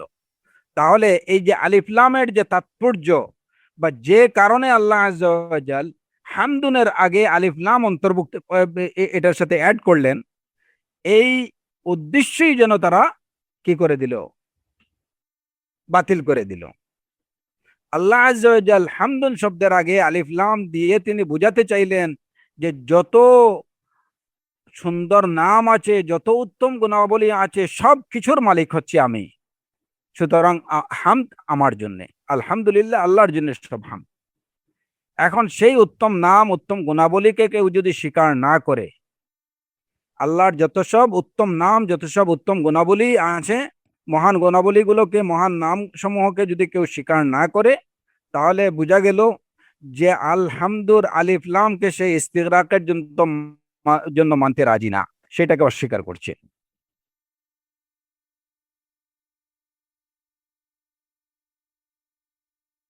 যেমন মুতাকাল্লিমিনদের অনেকে, তারা আল্লাহ আজ্জা ওয়া জাল্লার অনেক সিফাতকে তারা অস্বীকার করে, অথচ তারাও কিন্তু আলহামদুলিল্লাহ বলে এই বলাটা তাদের মুখে বলা, কিন্তু কার্যত তারা এটার বিরোধিতা করছে।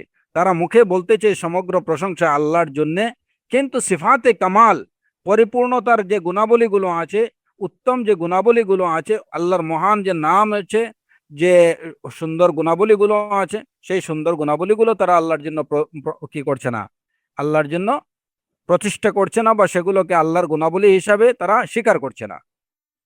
তাহলে এটা কেমন কথা হলো? এটা প্রকারান্তরে তারা আলহামদুকে তারা অস্বীকার করলো।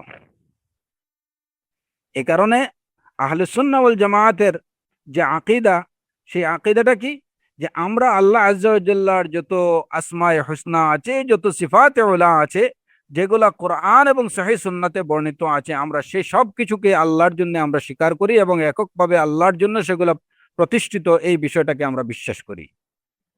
অতএব এই বিশ্বাস রেখে যখন আমরা বলবো আলহামদুলিল্লাহ, তখন এই যে আলিফ লামের প্রকৃত অর্থ, এই জায়গাতে এটা কি হয়, প্রমাণিত হয়, বা এটা স্বীকার করা হয় যে আমরা প্রকৃত অর্থে আলিফ লামের ইস্তেগরাকের যে অর্থটা, সেই অর্থটাকে আমরা স্বীকার করলাম, অন্তরে স্বীকার করলাম, যে কারণে আল্লাহর সব আসমা এবং সিফাতকে আমরা স্বীকার করি।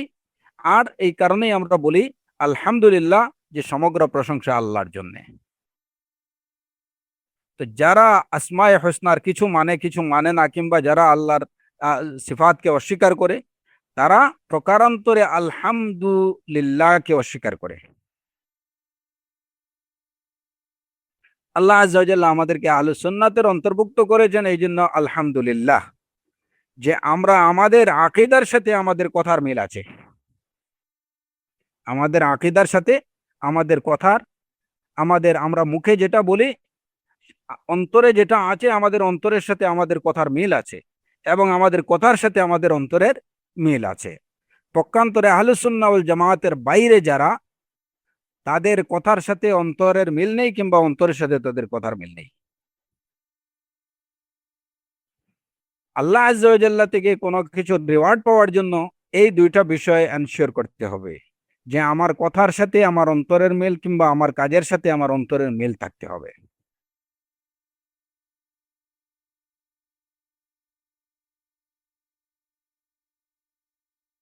যারা আল্লাহ আজ্জা ওয়া জাল্লাকে বলেন যে আল্লাহ নিরাকার, যাদের বিশ্বাস কিংবা যাদের মুখের দাবি হলো যে আল্লাহ নিরাকার, নিরাকার মানে যার কোনো আকার নেই, যার আকার নেই তিনি তো মাদুম, তার তার তো অস্তিত্বই নেই। হ্যাঁ, আমরা বলতে পারি যে আকার, কোনো আকার আমি হয়তো, আমার কাছে এটা দৃশ্যমান, কোনো আকার আমার কাছে অদৃশ্য, আমি দেখতে পাই না। আমার দেখতে না পাওয়াটা কোনো বিষয়ের নিরাকার হওয়া প্রমাণ করে না। আমি দেখছি না, সেটা আমার ত্রুটি, কিন্তু তাই বলে বিষয়টাকে আমি অস্বীকার করতে পারি না। এখন যারা বলেন এটা, যদি বেশিরভাগ আমরা আমরা মনে করি, বা এটা মনে করতে চাই, যে যারা বলেন যে আল্লাহ আজ্জা ওয়া জাল্লা নিরাকার, আমরা বিশ্বাস করি বা মনে করতে চাই এইটুকু, যে তারা অন্তর থেকে বা ওই বিশ্বাস নিয়ে তারা বলছেন না যে অ্যাকচুয়ালি আল্লাহ অস্তিত্বহীন, কিন্তু তারপরেও তাদের যে বাহ্যিক এই কথা যে আল্লাহ নিরাকার,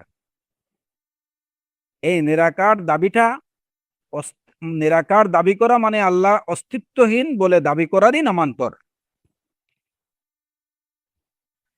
তো যিনি অস্তিত্বহীন বা নিরাকার, তিনি মাহমুদ হতে পারেন কিভাবে? আবার ওনারাই বলেন আলহামদুলিল্লাহ, সমগ্র প্রশংসা, সমস্ত প্রশংসা আল্লাহর জন্যে। কেউ যদি নিরাকার হয়, তাহলে অস্তিত্বই না থাকে, তাহলে উত্তম গুণাবলীগুলো আপনি কার সাথে অ্যাড করবেন?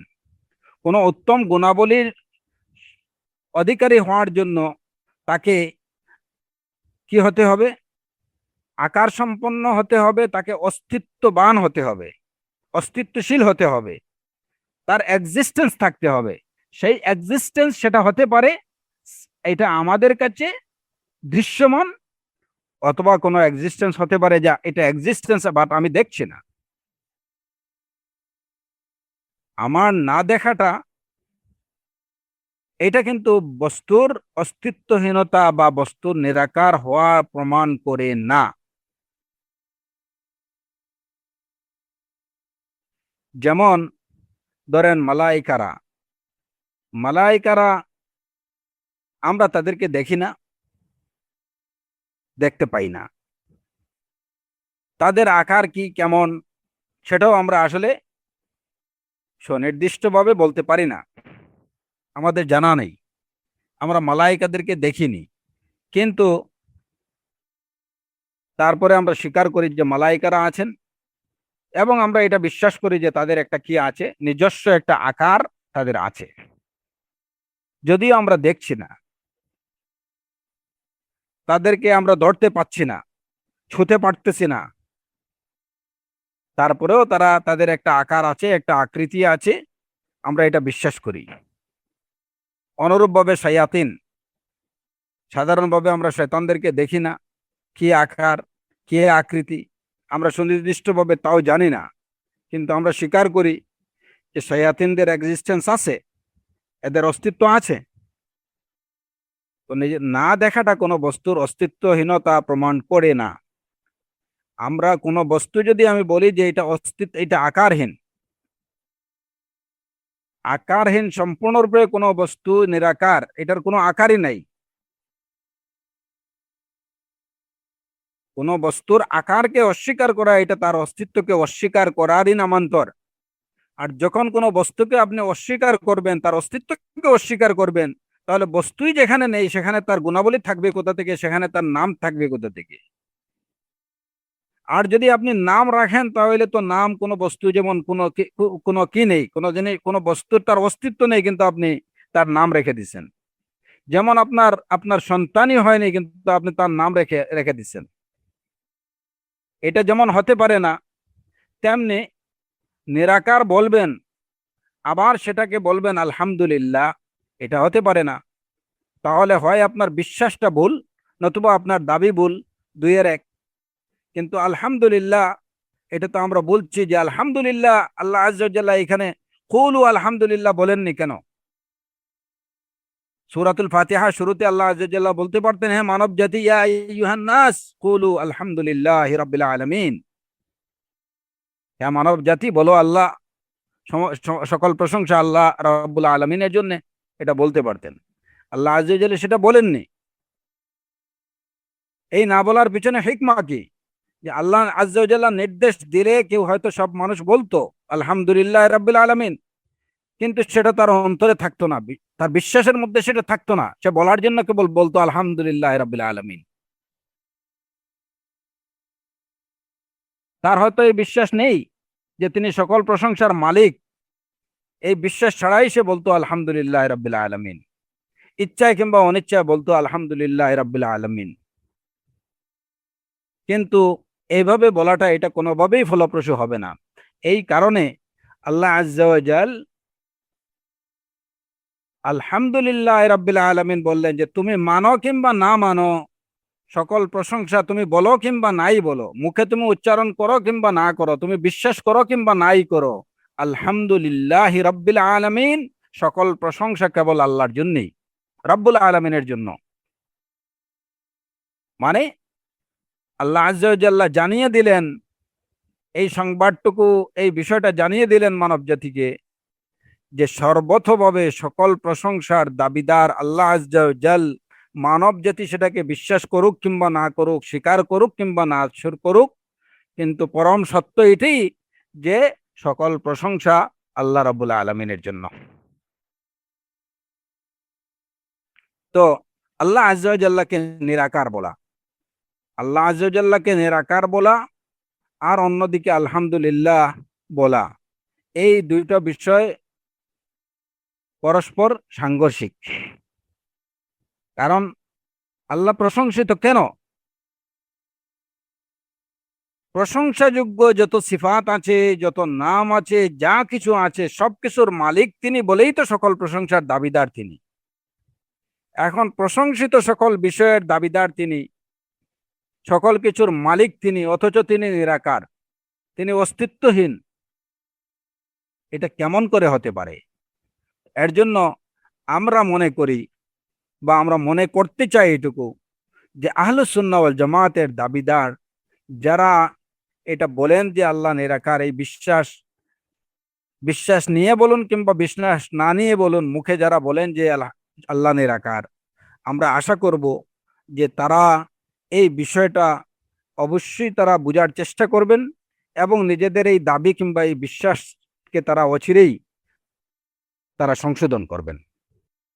নতুবা এই যে তাদের মুখে আলহামদুলিল্লাহ রাব্বিল আলামিন এই কথাটা, এটা তাদের দাবি এবং বিশ্বাসের সাথে সাংঘর্ষিক হবে।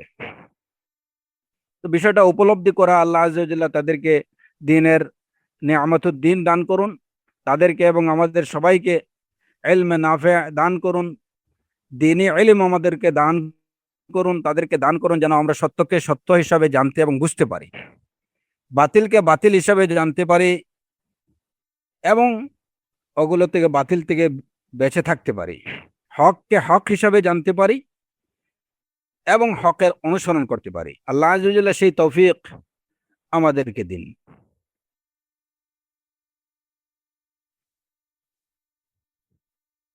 তো এখানে একটা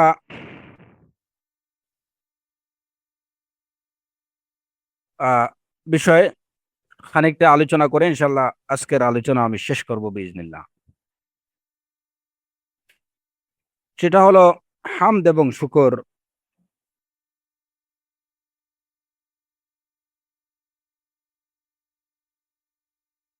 এই দুইটা বিষয় খুবই কাছাকাছি।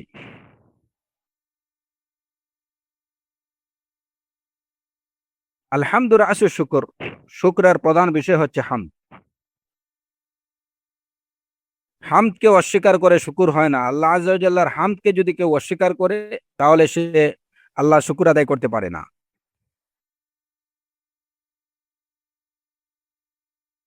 হামদের প্রশংসার বিপরীত বিষয় হচ্ছে নিন্দা, আর শুকরের বিপরীত বিষয় হচ্ছে কুফরান অথবা অকৃতজ্ঞতা।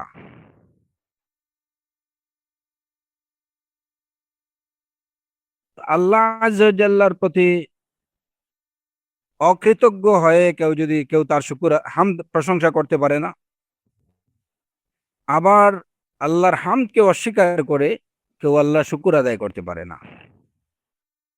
দুইটাই কিন্তু একটা একটার সাথে আরেকটা অতপ্রতভাবে জড়িত। হ্যাঁ, আমরা জানি বা আমরা ইতিমধ্যে গত শিক্ষিতে আমরা আলোচনা করেছি যে হামদ হলো প্রশংসিত ব্যক্তি বা বস্তুর প্রশংসা করা পরিপূর্ণ গুণাবলীর দিয়ে। প্রশংসিত ব্যক্তি বা বস্তু তিনি পরিপূর্ণ গুণাবলীর, সকল প্রশংসার দাবি রাখে এরকম সব গুণাবলী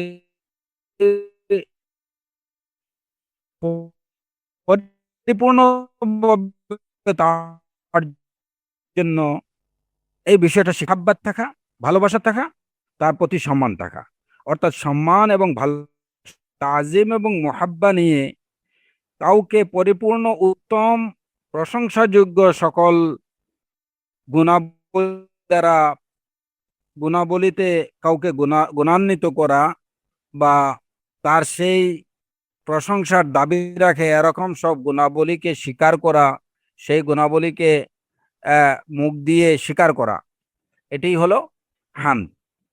হামদের মধ্যে যে কারো প্রশংসা করবেন আপনি, কেবল মুখে প্রশংসা করলেই চলবে না, তার প্রতি মোহাব্বা এবং তাজিম থাকতে হবে।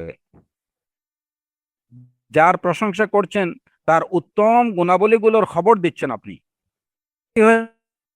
হামদ। তার প্রতি ভালোবাসা নিয়ে, তার প্রতি শ্রদ্ধা নিয়ে। এখন যদি ভালোবাসা বা শ্রদ্ধা না থাকে, কেবল তার প্রশংসা করছেন, তার উত্তম গুণাবলীগুলো কথা বলছেন, সে প্রকৃত অর্থে হামিদ হবে না, আল্লাহর প্রশংসাকারী হবে না। তো হামদ এবং সানা, আমরা সানা বলছি যে যখনই বারবার কারো প্রশংসা করা হয় তখনই সেটা সানা হবে, এছাড়া সেটা সানা হবে না। আলহামদ, হামদ এবং শুকরের যে বিষয়টা, যে আমরা আল্লাহ আজ্জা ওয়া জাল্লার শুকর আদায় করব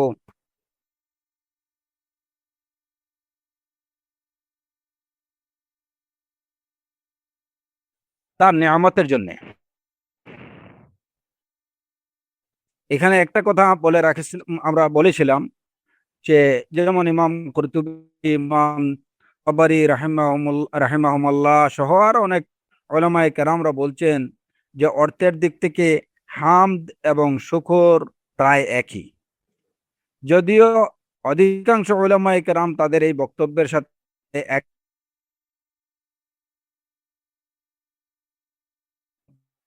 না, কিন্তু কথা হচ্ছে যে এর পরেও তাদের এই যে অভিমত যদিও বাহ্যিকভাবে দুটো দুরদনের অভিমত বলে মনে হয়, কিন্তু এটাকে যদি বিশেষ করে আমরা আলোচনা করি তাহলে দেখা যাবে যে এই মত পার্থক্যটা আসলে তাদের মধ্যে মানে এই মত পার্থক্যটা আসলে খুব বেশি কোনো মত পার্থক্য বা দর্তব্য কোনো মত পার্থক্য না প্রকৃত অর্থে।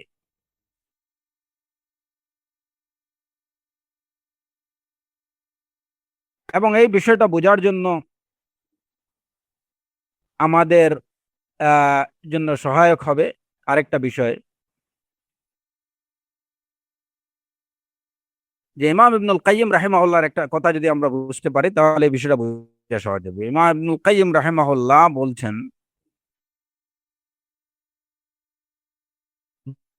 মানুষের ওপর যে সমস্ত বলা মুসিবত গুলো নাজিল হয়, আপতিত হয়, বিপদ মুসিবত, যেগুলোকে সে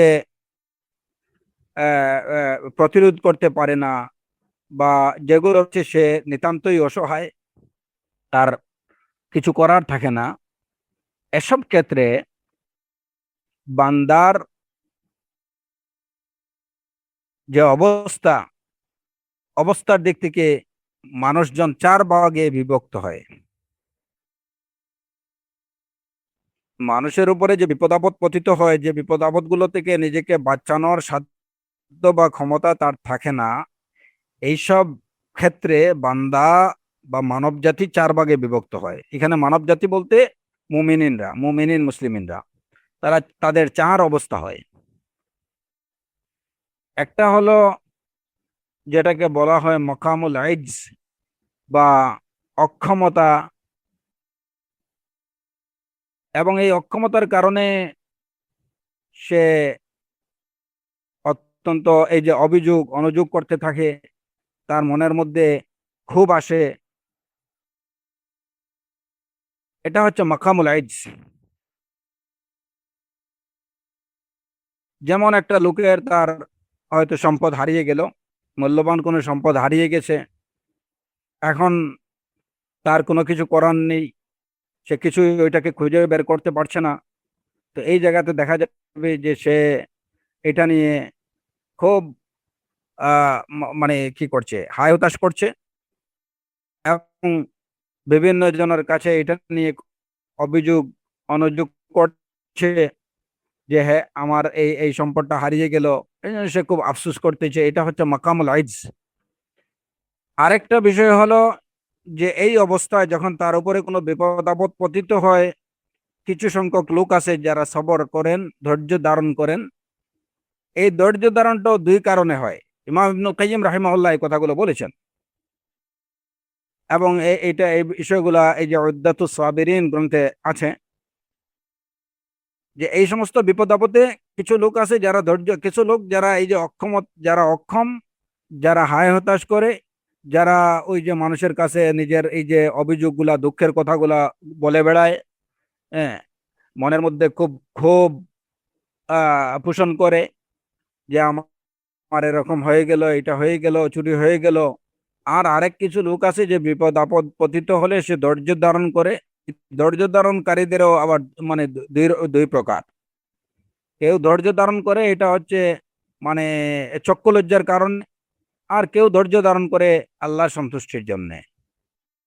অনেকে আছে যে ধরেন হয়তো সমাজে বেশ বিত্তবান একটা লোক, হ্যাঁ, তার অনেকগুলো টাকা সিজ হয়ে গেছে, হ্যাঁ, এখন উনি যে অভিযোগ করবে বা হায় হতাশ করবে, এটাও করতে পারতেছে না নিজের সামাজিক অবস্থানের কারণে। কিন্তু ভিতরে ভিতরে উনি কিন্তু খুব মানে তার ভিতরে রক্তক্ষরণ হচ্ছে, কিন্তু বাইরে এটা প্রকাশ করছে না। বাহ্যিকভাবে দেখা যাচ্ছে যে উনি ধৈর্য ধরছে, যে না এটা এই যে হয়তো ওনার অনেকগুলো সম্পদ বা অনেক টাকা সিজ হয়ে গেছে, হ্যাঁ, আহ, এটার জন্য ওনার কোনো ওনার বাহ্যিকভাবে উনি কোনো হতাশ করতেছে না বা এটা প্রকাশ করতেছে না। বাহ্যিকভাবে বুঝে যায় যে উনি ধৈর্য ধারণ করছে। তো এই ধৈর্য ধারণটা হচ্ছে এটা চক্ষু লজ্জার কারণে, সামাজিক অবস্থানের কারণে, এই সমস্ত কারণে। এটা আল্লাহর জন্য যে উনি ধৈর্য ধারণ করছে তা না। আর কিছু লোক আছেন যে তার হয়তো কোনো সমস্যা, বিপদ আপদ পতিত হয়েছে, তার সম্পদ নষ্ট হয়েছে কিংবা অন্য কোনো মুসিবত তার উপরে পড়ছে, তিনি ধৈর্য ধারণ করছেন আল্লাহ সন্তুষ্টির জন্য। তিনি বলছেন ইন্না লিল্লাহি ওয়া ইন্না ইলাইহি রাজিউন। এই হলো দুই প্রকার। তৃতীয় প্রকার লোক হলো যারা বিপদ আপদে ধৈর্য ধারণ করেন এবং তারা আল্লাহর প্রতি, আল্লাহর ফয়সালার প্রতি সন্তুষ্ট থাকেন। এটা হচ্ছে মাকাম আর রিদা। মাকাম আর রিদা, এই এই যে স্তরটা, এই স্তরটা কিন্তু সবরের স্তর থেকে এটা আরেকটু আপার লেভেলের, আরো উচ্চ লেভেলের। মাকাম আর রিদা, তার উপরে বিপদ আপদ পতিত হয়েছে, এর জন্য তিনি ধৈর্য ধারণ করছেন আল্লাহর সন্তুষ্টির জন্য, এবং সাথে সাথে তিনি আল্লাহর এই ফয়সালার প্রতি পরিপূর্ণ সন্তুষ্ট। এর জন্য তার মনের মধ্যে কোনো ধরনের অসন্তুষ্টি, আল্লাহর প্রতি কোনো অসন্তুষ্টি বা কোনো ধরনের ক্ষোভ, কোনো ধরনের হায় হুতাশ, এরকম কোনো কিছু নেই, বরং তিনি পরিপূর্ণরূপে সন্তুষ্ট।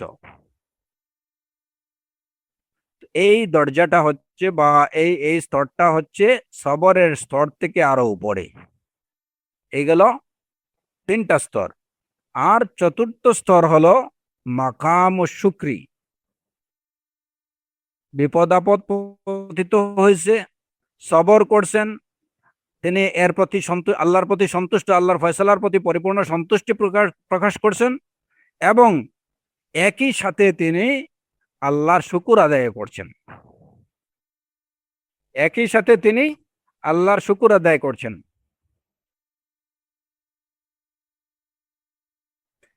এই দরজা বা এই স্তরটা হলো সবচেয়ে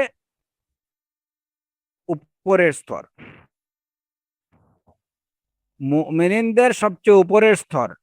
বিপদ আপদ যাদের উপরে পতিত হয়, তাদের মধ্যে সবচেয়ে উপরের স্তরের লোক হচ্ছেন তারা, যে সেই বিপদ আপদে তিনি ধৈর্য ধারণ করবেন, আল্লাহর ফয়সালার প্রতি সন্তুষ্টি প্রকাশ করবেন, এবং একই সাথে তিনি ওই বিপদ আপদের জন্য, তার উপরে পতিত আপতিত সেই বিপদের জন্য তিনি আল্লাহর শুকুর আদায় করবেন। এটা হচ্ছে আলাল মুকাম। তাহলে বোঝা গেল, ইমাম ইবনুল কাইয়িম রাহিমাহুল্লাহর এই কথা থেকে বোঝা গেল কি, যে বিপদ আপদেও আল্লাহর শুকুর আদায় করা যায়, এবং এই যারা বিপদ আপদেও আল্লাহ শুকুর আদায় করেন, সবর করেন, শুকুর আদায় করেন, এবং আল্লাহর প্রতি সন্তুষ্টি প্রদর্শন করেন, এরা হলেন মুমিনদের মধ্যে উচ্চ স্তরের লোক। এখন আজকের আলোচনার সর্বশেষ যে কথাটি, যে প্রশ্ন হলো, আমরা কোরআনে কারীমের ওই আয়াত থেকে জানতে পেরেছি লা ইন শাকারতুম লা আযীদান্নাকুম, যদি আল্লাহর শুকর আদায় করো তাহলে আমি তোমাদেরকে আরো বাড়িয়ে দেব, অবশ্যই আমি তোমাদেরকে আরো বাড়িয়ে দেব।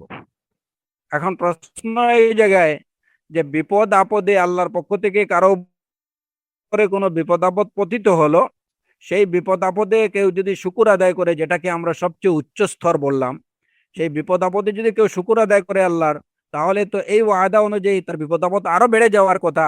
কারণ আল্লাহ আযজা ওয়া জাল্লা বলছেন শুকুর আদায় করলে লা আযীদান্নাকুম, অবশ্যই আমি তোমাদেরকে আরো বেশি বাড়িয়ে দেব। সুতরাং যে বিষয়ের জন্য আমরা আল্লাহর শুকুর আদায় করবো, আল্লাহ আযজা ওয়া জাল্লা আমাদেরকে সেই বিষয়টা যদি আরো বাড়িয়ে দেন, তাহলে তো এর অর্থ হলো যে বিপদ আপদ আরো বেশি আমার উপরে আসুক, আমি সেটা চাই। বিষয়টা আসলে কি? এই প্রশ্নটুকু রেখে আজকের আলোচনাটুকু আমরা এখানেই শেষ করলাম। আল্লাহ আযজা ওয়া জাল্লা যদি তৌফিক দেন, ইনশাআল্লাহ এই প্রশ্নের উত্তর আমরা পরবর্তী সেশনে পাওয়ার চেষ্টা করব। আল্লাহ সুবহানাহু ওয়া তাআলা আমাদেরকে তার কোরআনে কারীম, তার দ্বীন, তার নেয়ামতে দিনিয়া বেশি বেশি অর্জন করার তৌফিক দান করুন।